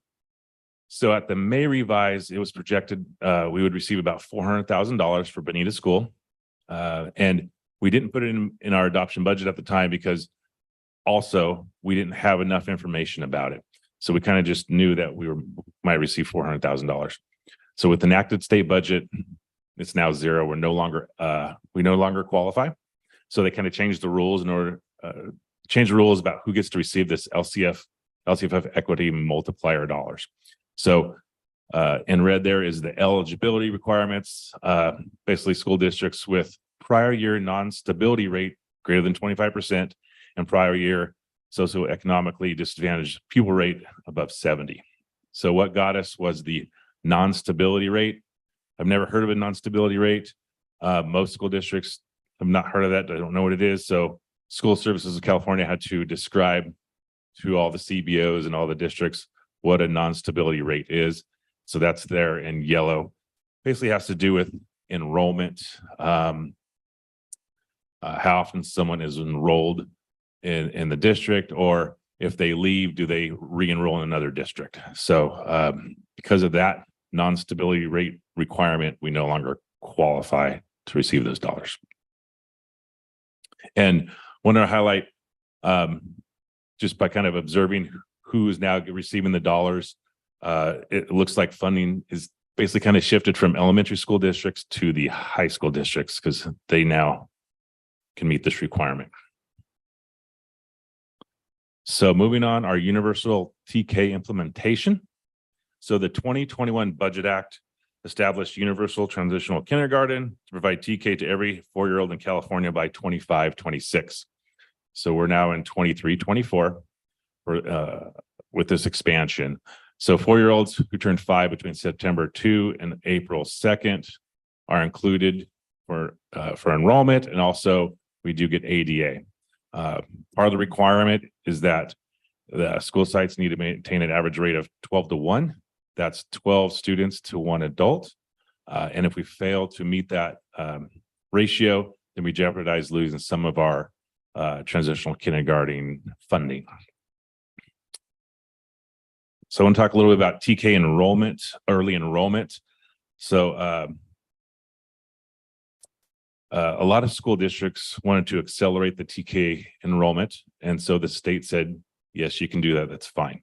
But this new requirement kind of caught everybody off guard. We weren't anticipating this. So on the left, there are 4-year-olds who turned 5 after the birth dates in statute from the previous slide may be enrolled in TK.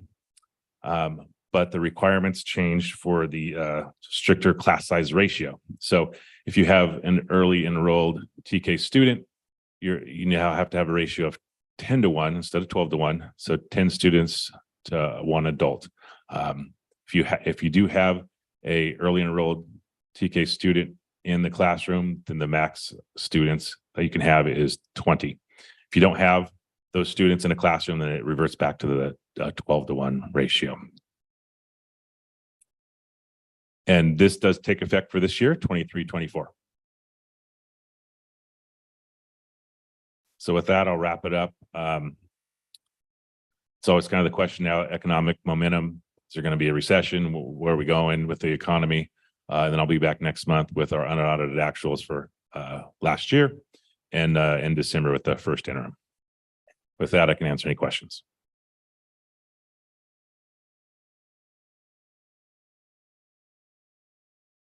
I would just like to make a comment. I looked at some of that information regarding the $400,000 for Bonita, and then the information about the TK. And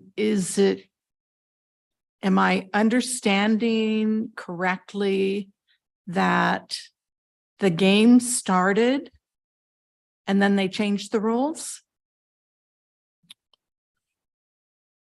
In January is when we find out about the governor's proposal for the next fiscal year.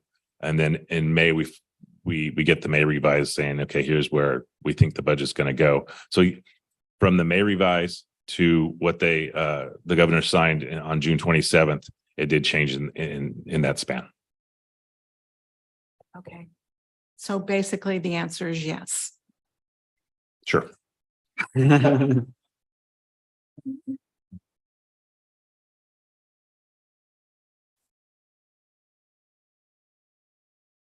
Thank you. All right, no more questions or discussion. The board will acknowledge the review of 45-day budget revision impact of, the impact of the 23-24 budget on the district's adopted budget.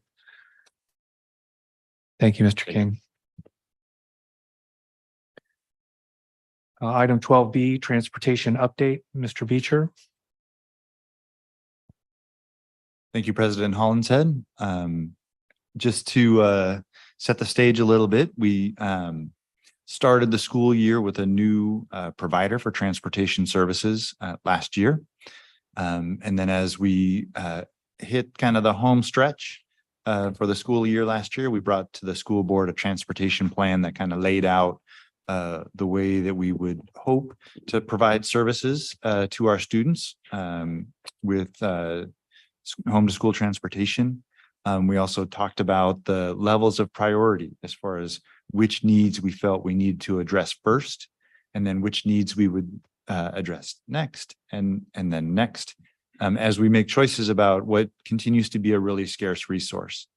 And while transportation for every student is important, it's a high priority to all of us. That resource still needs to at times be shared and distributed. So what I've asked Javier to share with you tonight is kind of an update from how we started the year last year. As we progressed, what did that look like? And then where are we starting for this year in relation to those services and the priorities that we laid out in that transportation plan? Thank you, Matt.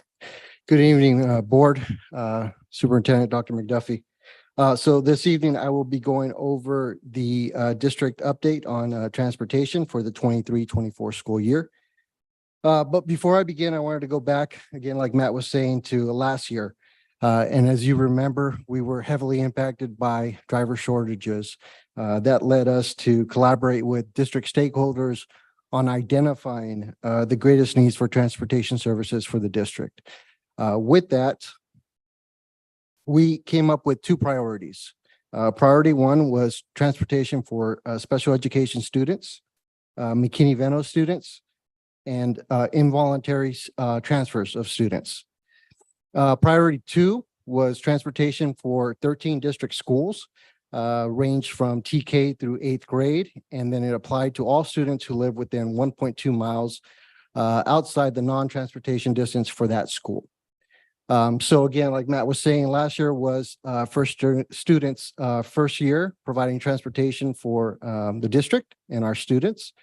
We started the school year off with 21 special education routes. We had 2 McKinney-Veno routes, and we had 10 general education routes. Within those 10, 8 buses were allocated to Bonita, Liberty, and Arianes. And then we also had 2 additional buses for Taylor and Tommy Kuntz. So as we progressed through the year, we wanted to make sure that we focus on transportation services that were safe for our students. We wanted to make sure that they got to school safely and they got home safely. We wanted to make sure that our transportation was reliable so that our bus pickup and drop off times could be counted on by parents and students. And then we wanted to provide consistency with bus drivers so that they can develop relationships with students, teachers, and families. So we felt that to be very important. We ended the school year with 23 special education routes. Through the school year, we added 2 routes. We ended up transporting 454 district and county special education students.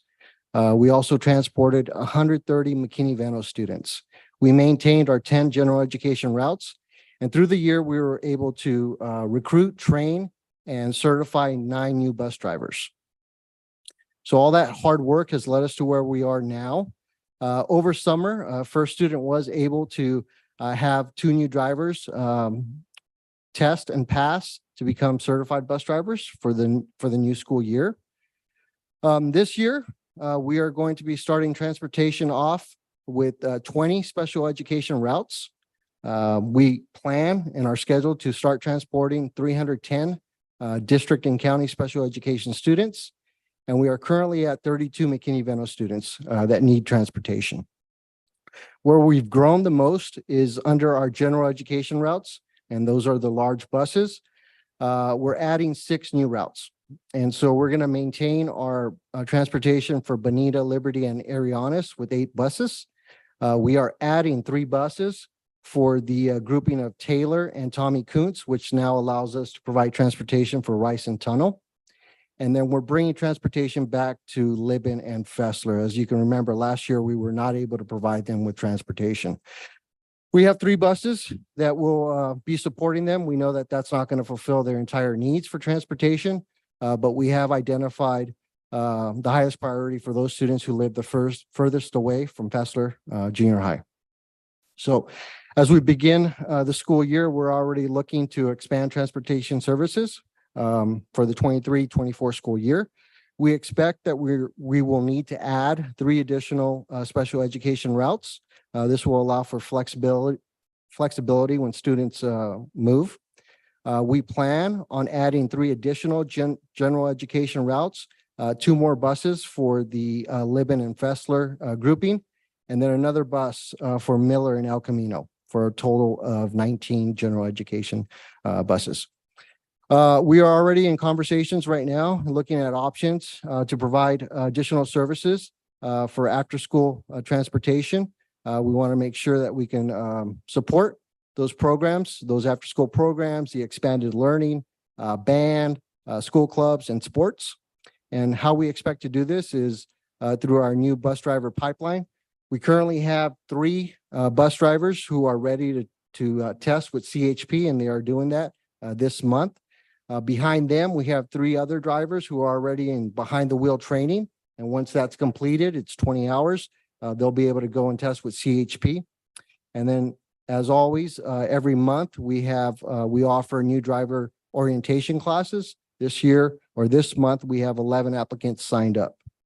And so with that, we are excited to welcome our students back and for the opportunity to provide the best transportation for them. And I'll open it up for any questions.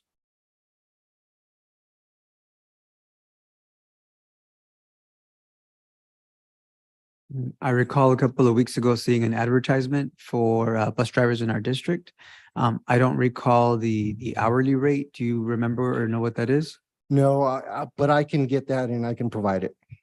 And the reason I ask is because, I mean, I could be mistaken, but a bus driver's schedule is a bit unconventional, right? Relative to like a 9-to-5 job. I imagine that might be a challenge, right? As to why maybe some bus drivers don't take the work because it's working in the morning, big gap, and then kind of working later in the day. But I also imagine, depending on how competitive the pay is, right, for the position, because I imagine if we increase the pay significantly, then we would have most likely a bigger pool. Has that been the case? Have we received any feedback from drivers as to why we're not getting the numbers maybe that we need? Well, I will say that we have noticed improvement in applications for bus driving. We have done a lot of work in putting the word out there. The first student has worked with us in sending out parent squares. They were part of our job fair that we hosted here at Sousa Center. They do a lot of work in reaching out and making sure people understand that there is an opportunity here. Currently, right now, we are competitive within this area as far as what the pay is for bus drivers. We are competitive with Santa Maria High School, the other school districts, the other similar school districts to us. So I don't believe it's pay. I know that right now there is an opportunity for bus drivers to work many hours because of our needs. As a bus driver, you can come in and work a morning shift, a midday shift, afternoon or early afternoon shift, and then a late afternoon shift. And so there is a lot of opportunity for that. And there are some drivers that are taking advantage of it. But I can definitely, we do have that information and we can provide it to you. And the reason I ask is because it kind of begs the question. I know for a lot of our families, this is a major concern, right? I mean, getting our young people to and from school safely, top of mind, right? For so many of our families. And so figuring out, what's the difference, right? If the pay right now is, let's just say $20 an hour, if moving it to say 25, does that move the needle, right? Or is it not the pay, right? Is it other factors, that we haven't considered? So that's why I'm just bringing that kind of forward to explore, what's the issue? And if we as a board need to consider, that, it kind of gives us something to prepare for, something to think about, because, we don't have unlimited funds and budgets, right? But, ultimately we do have to make certain decisions and priorities, right? So that's why I want to better understand this to make better decisions. Sure, we will provide that information. First student is a contract. Yes, it is. Is that correct? Yes. So that means we pay first student. We do not actually issue paychecks to their employees. Correct. So their rate of pay is determined by first student? Yes.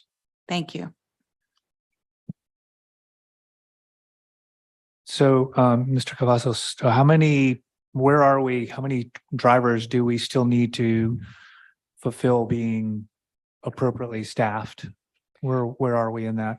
Given these numbers? So tomorrow we will start transportation with 36 bus drivers. I'll have to go back at our transportation plan, but we are looking for an additional 3, like I had mentioned, for our gen ed, another 3 for our special education. So that's another 6. We know that we were looking for 2 full-time field trip bus drivers, and then we needed some more standby drivers. So that's somewhere around 10 to 12 bus drivers that we still need to be able to satisfy or to get us to a point where we feel like we can provide adequate transportation for the needs of our students and our families. And in light of what Mr. Valencia was talking about, as far as the unusual hours that some of these men and women face in doing their job, has there been any outreach to say the high school district and to see if any of their, I know that some of our hours coincide, but to reach out to see if any of their drivers, or if they would share services for other unrelated things, perhaps for our field trips, or perhaps for some of our routes where the timing was worked out. Mhm. So I do remember reaching out to them 1 or 2 years ago when we were in dire need of bus drivers and transportation. At that time, they were in the same boat. I have not reached out to them recently to see if they would be able to provide other services for us, but something I can do. And I'm thinking particular about field trips, maybe. But then also that, one of the things that I had asked and others had mentioned was the possibility of acquiring a van pool for at least some of our sites, similar to what they do on the high school campuses for athletic teams and for field trips. And I was wondering if that was anything we'd moved on, or if we'd not done so. I myself have not explored that option. We do, Mr. Holland said, we do have a couple of buses that we've set aside that our partners at Fighting Back Santa Maria Valley will be driving to support homeless students. So it is kind of a toe dip in the idea of what a van pool might work like. And we've talked about exploring that as an extra set of vans that we might use for like sports transportation after school. But we have to see what the usage of those vans is first to determine what availability they might have outside of that. And also, we'll continue to update the board. I know that as the school year continues and as the school year goes, it kind of, with all of the different things. And I want to thank you, Mr. Cavazos, for your work in this, among all the other things going on this summer.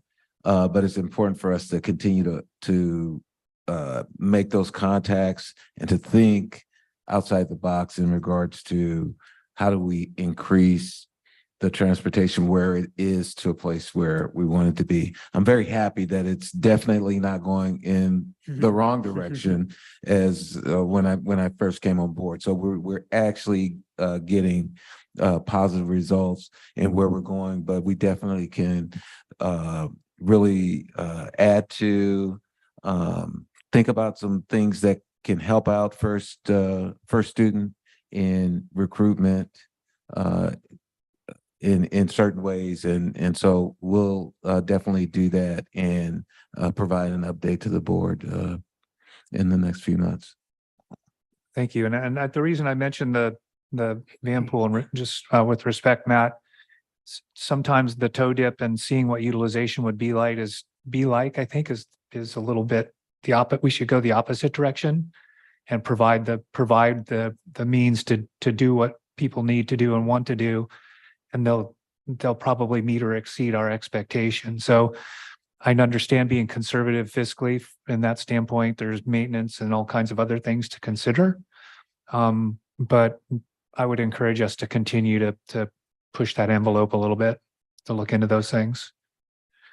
Is there any other, Mr. Valencia? And I would echo that Mr. Holland said, because at the high school level, I know that when buses are not available, some teachers will take district vans or district vehicles, right? Which might have a capacity of, say, 8 passengers to be able to go on things like, field trips, either locally or out of the area, which is also probably a more, sometimes like a cost-effective way, right? Also, given how costly it can be for, buses to rent them, especially private or charter buses.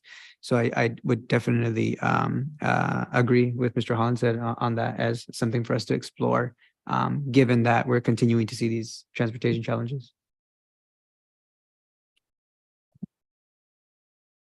Thanks so much, Javier. You're welcome. Thank you, guys. Board will acknowledge the review of the transportation update as presented.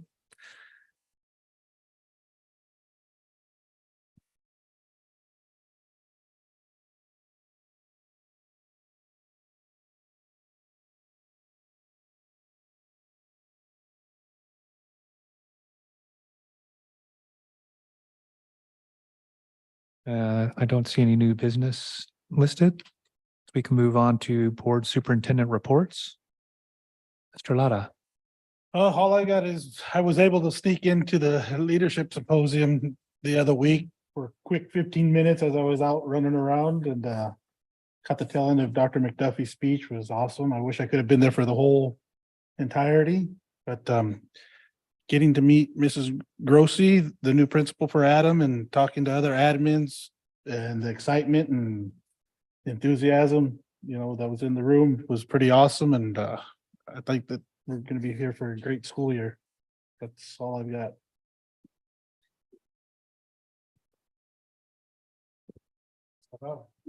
I don't have too much to report, but good luck everybody tomorrow with starting the new school year.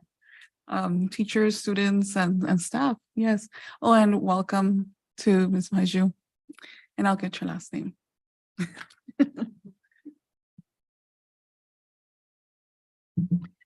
Yes, I have had a pretty fun summer, if I do say so.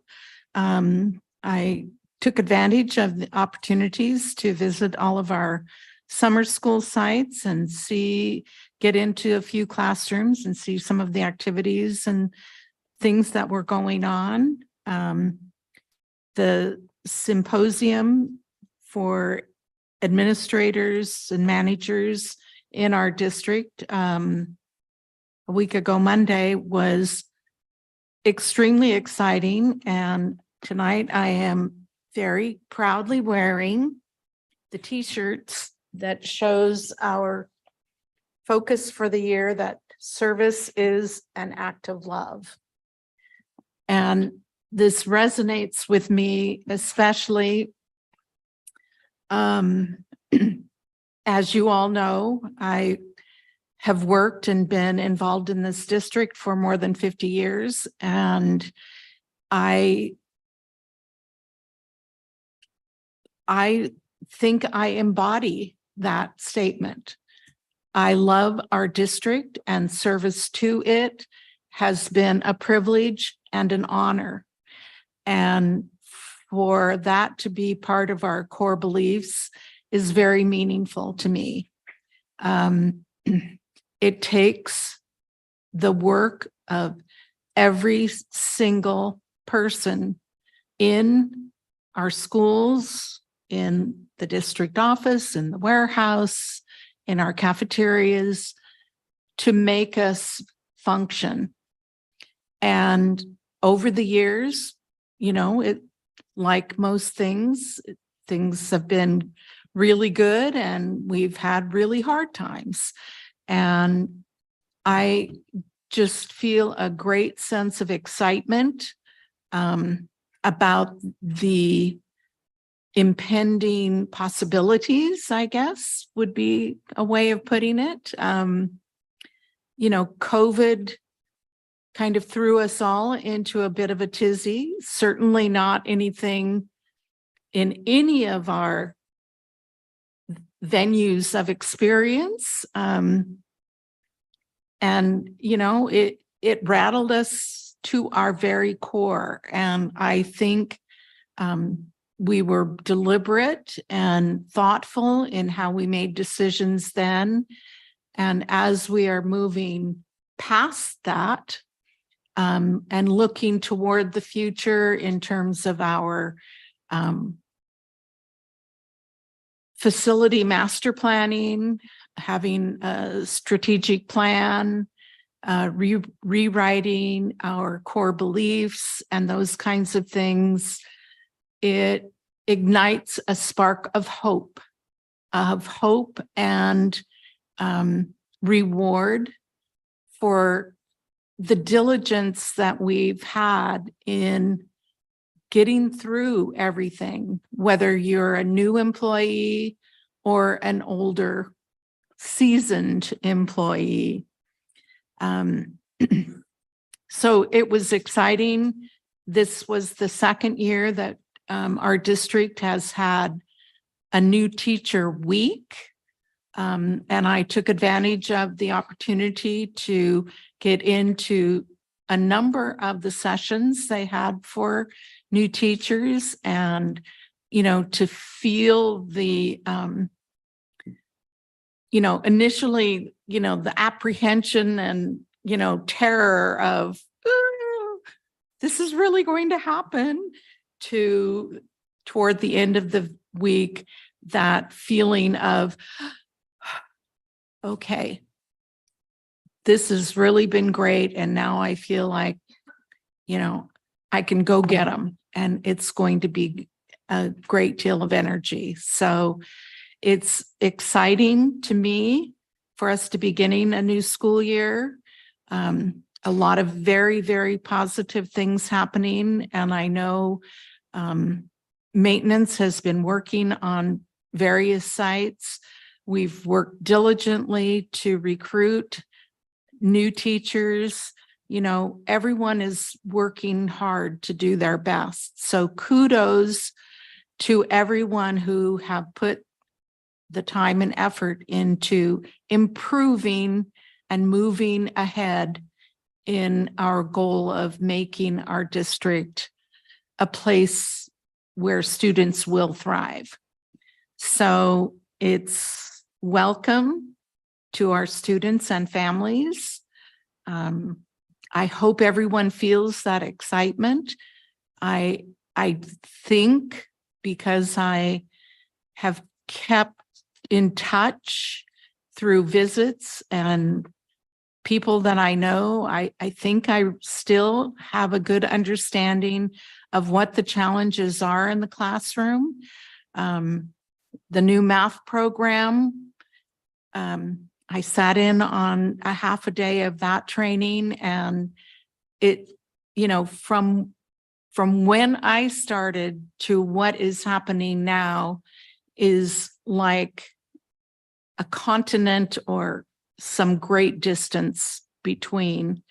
And all I sat there thinking, so much of this really is dependent on technology, and it makes me panic, because what if we have technology that could fail, Brian? And so, there are times when it's out of our control. I get that. It's not just what we do, it's the whole system. But it is a very exciting time, challenging, but I have a great deal of confidence in every person who works here. And really thank you to all who put the time and effort into making Santa Maria Bonita a great place to work and to have our children attend our schools.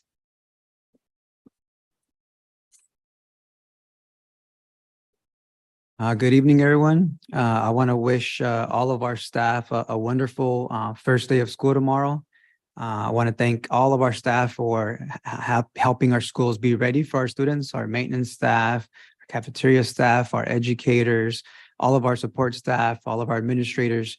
I know the task, of what it takes to help get our schools ready. I'm actually going through it myself right now at Santa Maria High School. You might have noticed the wonderful new building that we have. Still a lot of things that, you know, need to be done, tech issues and maintenance issues and construction issues.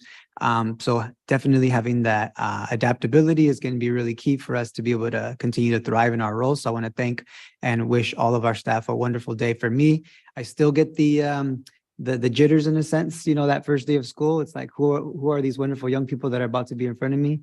I feel the wonderful weight of the responsibility also, which is, you know, an honor to be able to have to serve the young people of our district.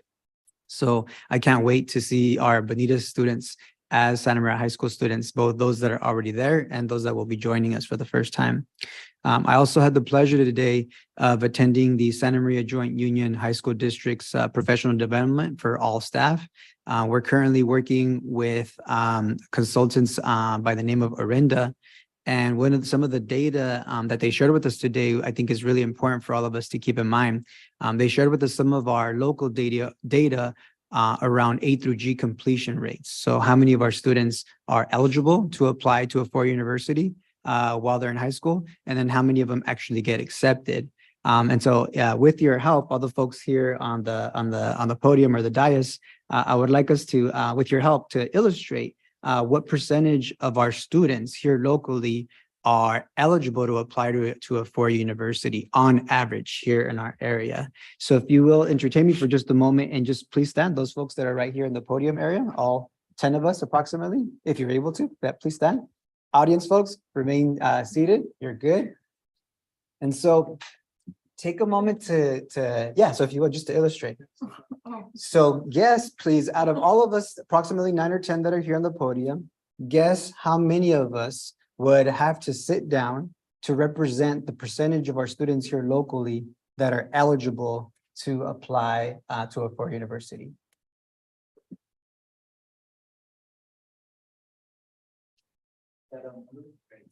So I think I heard a 7, right? So 7 of us, yep, that's approximately correct. So 1, 2, 3, 4, 5, 6, 7. Please have a seat. You 3, congratulations. You're all going to college, you know? Now, I don't know about you folks, but I don't like those odds. You know, I don't think any of us want those odds for our own children. In fact, none of us would be, very few of us would be here on this dais if we didn't have access to a college education.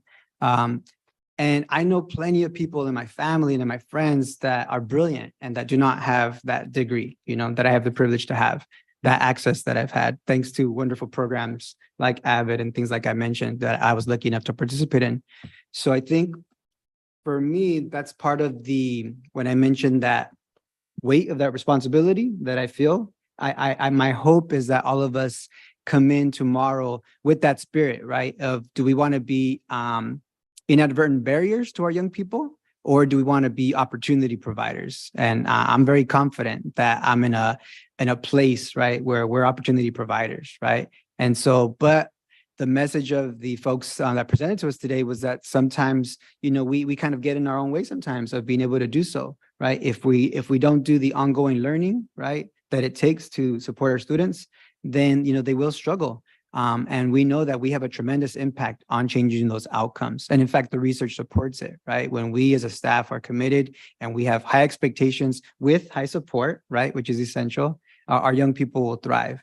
And so I wanted to share that really important data with you because unfortunately, we are still below the county level when it comes to A through G completion rates and below the state level as well. So we have some work to do, but I'm confident that working together, we'll be able to provide our young people with more opportunities. I also wanted to share with you all, or to just say also, thank you to Mr. Hollinshead for honoring Mr. Andy Watson today. It was really, really heartfelt. And so I really, really appreciated that. And I want to also appreciate him because I think he embodies that connection of our schools to the community, and then bringing our community, connecting it to the schools. I know he lives in the community, right? He's really active in the community.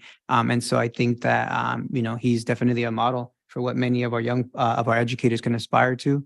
And so I wanted to thank him for that and thank him also for reminding us of how we can connect our schools to organizations that support things like the arts. I think he mentioned Corazón del Pueblo as an example, and I do believe we are having some partnerships, and my hope is that we can continue to expand those partnerships. And then lastly, I wanted to thank our district staff that helped to organize our trip to Ventura last past Friday to Night in Oaxaca, which is hosted by MyCop. MyCop is a local organization that provides support services, especially for our indigenous families, connecting them to resources in the community, connecting them to our staff here in schools, helping them navigate, right, the systems and bureaucracies that are often a challenge to do so. So thank you to the many staff, Dr. Castillo-Schiffer, Elizabeth, for the last name, please. Ms. Flores, thank you so much. Our driver, our very gracious driver, Ms. Cortez, I believe, Maria Cortez, is it? So thank you so much. She got us there safely and returned us safely, and we had a great time. And in that institution, their theme for the night was "Tú eres mi otro yo," you are my other me. And there's this wonderful poem that's based on Mayan philosophy that goes something along like this. It goes, "You are my other me. If I love and respect you, then it's basically," so I'm just getting the introduction, but in essence, when we treat each other with love and respect, it's like we're doing the same for ourselves. So my hope is that as we also start the school year, right, we treat all of our young people that are in front of us like we wish to be treated with that respect. And so I just want to wish everybody a wonderful school year. Let's start off strong. Thank you so much.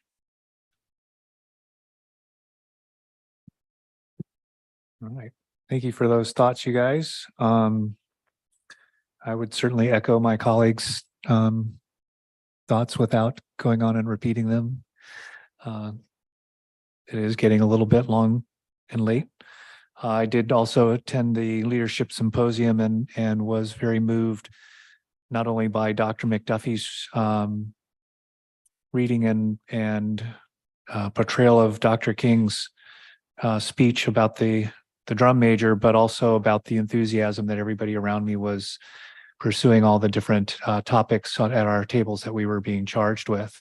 And as Ms. Cordero suggested, the hope and the positivity in those particular exercises. So I was gratified to be a part of that. I wanted to acknowledge and thank the DLR group who was here tonight earlier, conducting a study session with us in regards to the facility master plan and its ongoing iterations and completion and what have you. And they've been a very open partner, really good at facilitating discussion and vision of what we want things to look like here in Santa Maria Bonita and how those things will collate with our strategics and align with our plans and goals. So certainly they're very astute in how they look at things from a very clinical aspect of architecture, but also they've been really good about trying to learn who our community is, who we're serving, and what their goals and aspirations are, and then putting them to paper and showing us a way we can execute that with fidelity and honoring who we have in our community and who we're serving. So I appreciate their involvement with that very much, and certainly Matt's leadership on the and the rest of cabinet's leadership on the part of our staff here in the district on that. I'd like to say that I went to a lot of campuses and went to summer school, but my summer school was I went to Washington and Oregon and went camping on a field trip and saw a lot of tide pools and some otters and some whales and all that kind of stuff. So I was very enriched this summer. But I too do wish that everybody has a wonderful and positive experience tomorrow. I'm sure they will. Dr. McDuffie. Thank you, President Hollinshead. All right. Everybody knows I am the last one to speak, so I'm going to take my time. No, I have quite a bit. Where to start? We've been busy. from the end of migrant and special education summer school to this afternoon siesta fiesta with SMEA. Great job, great food. It's a great time. It feels like we haven't taken a breath for the past several weeks. At the end of July, we held an informal welcome at Sousa Center for our new Assistant Superintendent of Educational Services, Maiju Lo Chung Vu. I think she'd only been here on the Central Coast for about 10 minutes before we commandeered her and introduced her to about 100 district office staff. Maiju was gracious and everyone enjoyed meeting their new colleague. This is her first board meeting in her official capacity, and I want to officially welcome you to the SMBSD family. Yeah. That's not it, folks. On July 31st and August 1st, all of our administrators and support staff participated in the Leadership Symposium. I've already shared quite a bit of information about this conference with the board, and thank you for those who were able to make it.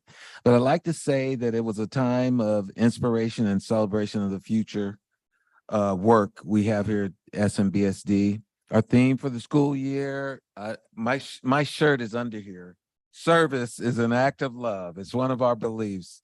And I believe that the work we do for our students, our families, and for each other is the way we show that love. And so I'm excited about continuing that. Last week, 128 teachers participated in our new Teacher Week workshop held at Libin. There were about 80 brand new teachers to the profession, either recently graduated from college or starting a second or third career in education. There were also many veteran teachers from nearby districts with as much as 27 years of teaching experience, but new to working at SMBSD. There were 179 attendees overall who joined 104 different teacher training sessions throughout the week. I was honored to be invited to speak to these inspirational teachers. I think I was supposed to inspire them, but really they inspired me. I'm always excited and inspired when I see that. It reminds me of when I first started teaching.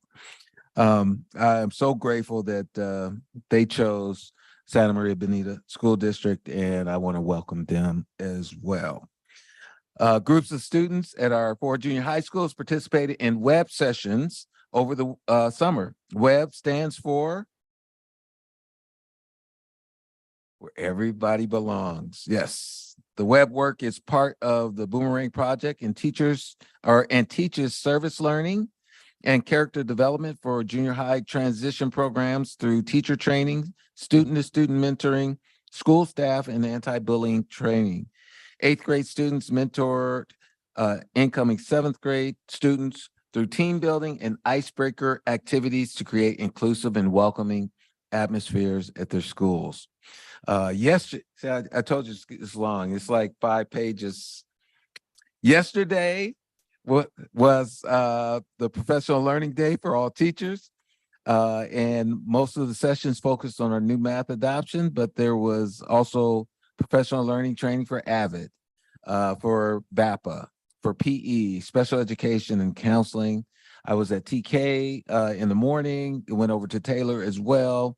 And you can feel the anticipation of the new year. Great job for our putting this on our educational services department. Really great job. We've had also a number of back to school events for our students and families, handing out backpacks and school supplies, providing access to immunizations with our healthcare partners, hosting food pantries, stocking clothes, closets, supporting transitional kindergarten and kindergarten registration and other timely assistance opportunities, making sure that our students are ready to return to school in more ways than one. I told you it was a busy summer. This summer, I've been meeting with our department staff here at Sousa, including maintenance and operations, and just met with food services this morning. They had an in-service as well. And my purpose was to talk about how essential they are to serving they are to the service we provide for our students and how they fit within this strategic plan that we're embarking on this year. Wide variety of construction and remodeling projects going on, M&O, whoop, whoop, exterior painting, flooring, installing, air conditioning at Bruce, more to come. Several projects are still underway. Families and staff, I ask that you be patient because there's some projects that are continuing or have some delays. And I ask for your patience as some of those may go through the beginning of school. So lastly, you know why I'm like this, because I'm just as excited as everybody else. And I'm really tired. Lastly, many of these incredible events have been summed up in a short video created by Technology Tosa Veronica Diaz. And there are so many activities going on at the end of the summer. We knew it would be difficult to effectively highlight them. I told you even more. I'm going to show you this video. In this video, I welcome our students, staff, and families to another amazing school year and let them know what our focus will be moving forward. Our primary focus this year is to continue to work on our strategic plan and improve our outreach to our families and our community. So without any further ado, did I build it up? Do I feel energy in the room? Brian? This is our welcome back for 2024. Dear students, parents, and staff, welcome back to another exciting school year here at Santa Maria Bonita School District. I hope this message finds you all in good health and high spirits. As your school superintendent, I am thrilled to embark on another year of excellence, growth, and achievement for our young people. Our primary focus this year is to continue the work of our strategic plan. The strategic plan began in February of 2023 when a planning team of 25 members representing the Santa Maria Bonita School District and Santa Maria community gathered to develop a strategic plan intended to transform our school district in order to achieve an extraordinary purpose. The collective voice of administrators, teachers, students, parents, and members of the community produced a plan anchored in unity and innovation, guided by a set of beliefs, mission, objectives, strategies, and parameters. Our mission is to ensure every student flourishes by discovering their passion and purpose, exercising self-determination, and developing the skills to reach their maximum potential. We will do this through creating a whole child approach, an inclusive environment, community and family engagement, transformational innovation, and highly effective staff. This fall, we will create action teams who will develop action plans under each of our strategies. You'll be hearing more about our strategic plan and may be asked to join an action team. We plan to redesign our logo and district website as well this year. We look at designing a logo that reflects more of our identity as a school community. Our website will be designed to be more user-friendly so that important information is more easily accessible to all of you. The website will be an important tool to increase our communication. Our dedicated staff have been working diligently to get our schools ready for the 23-24 school year.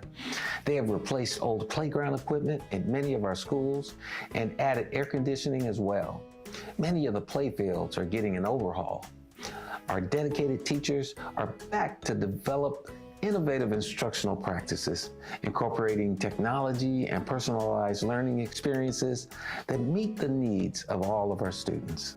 We will continue to foster a love of learning, critical thinking, and creativity, preparing our students for success in an ever-changing world.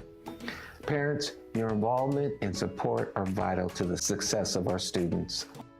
I encourage you to maintain open lines of communication with your child's teachers and stay actively engaged in their education. Together, we can make a significant impact on their growth and development. We have to do this together. Finally, to our students, I want to remind you that you are the heart and soul of our school district. Each one of you brings unique talents, abilities, and perspectives that enrich our educational community. Embrace the opportunities that lie ahead, set ambitious goals, and believe in yourselves. As I mentioned before, our mission is that every one of you will flourish by discovering your passion and purpose, exercising self-determination, and developing the skills to reach your maximum potential.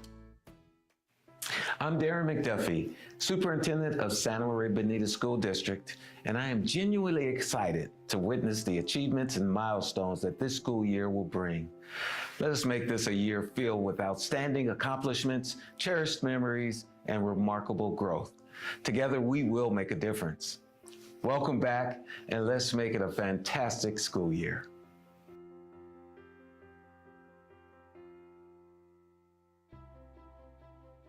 All right. Yeah.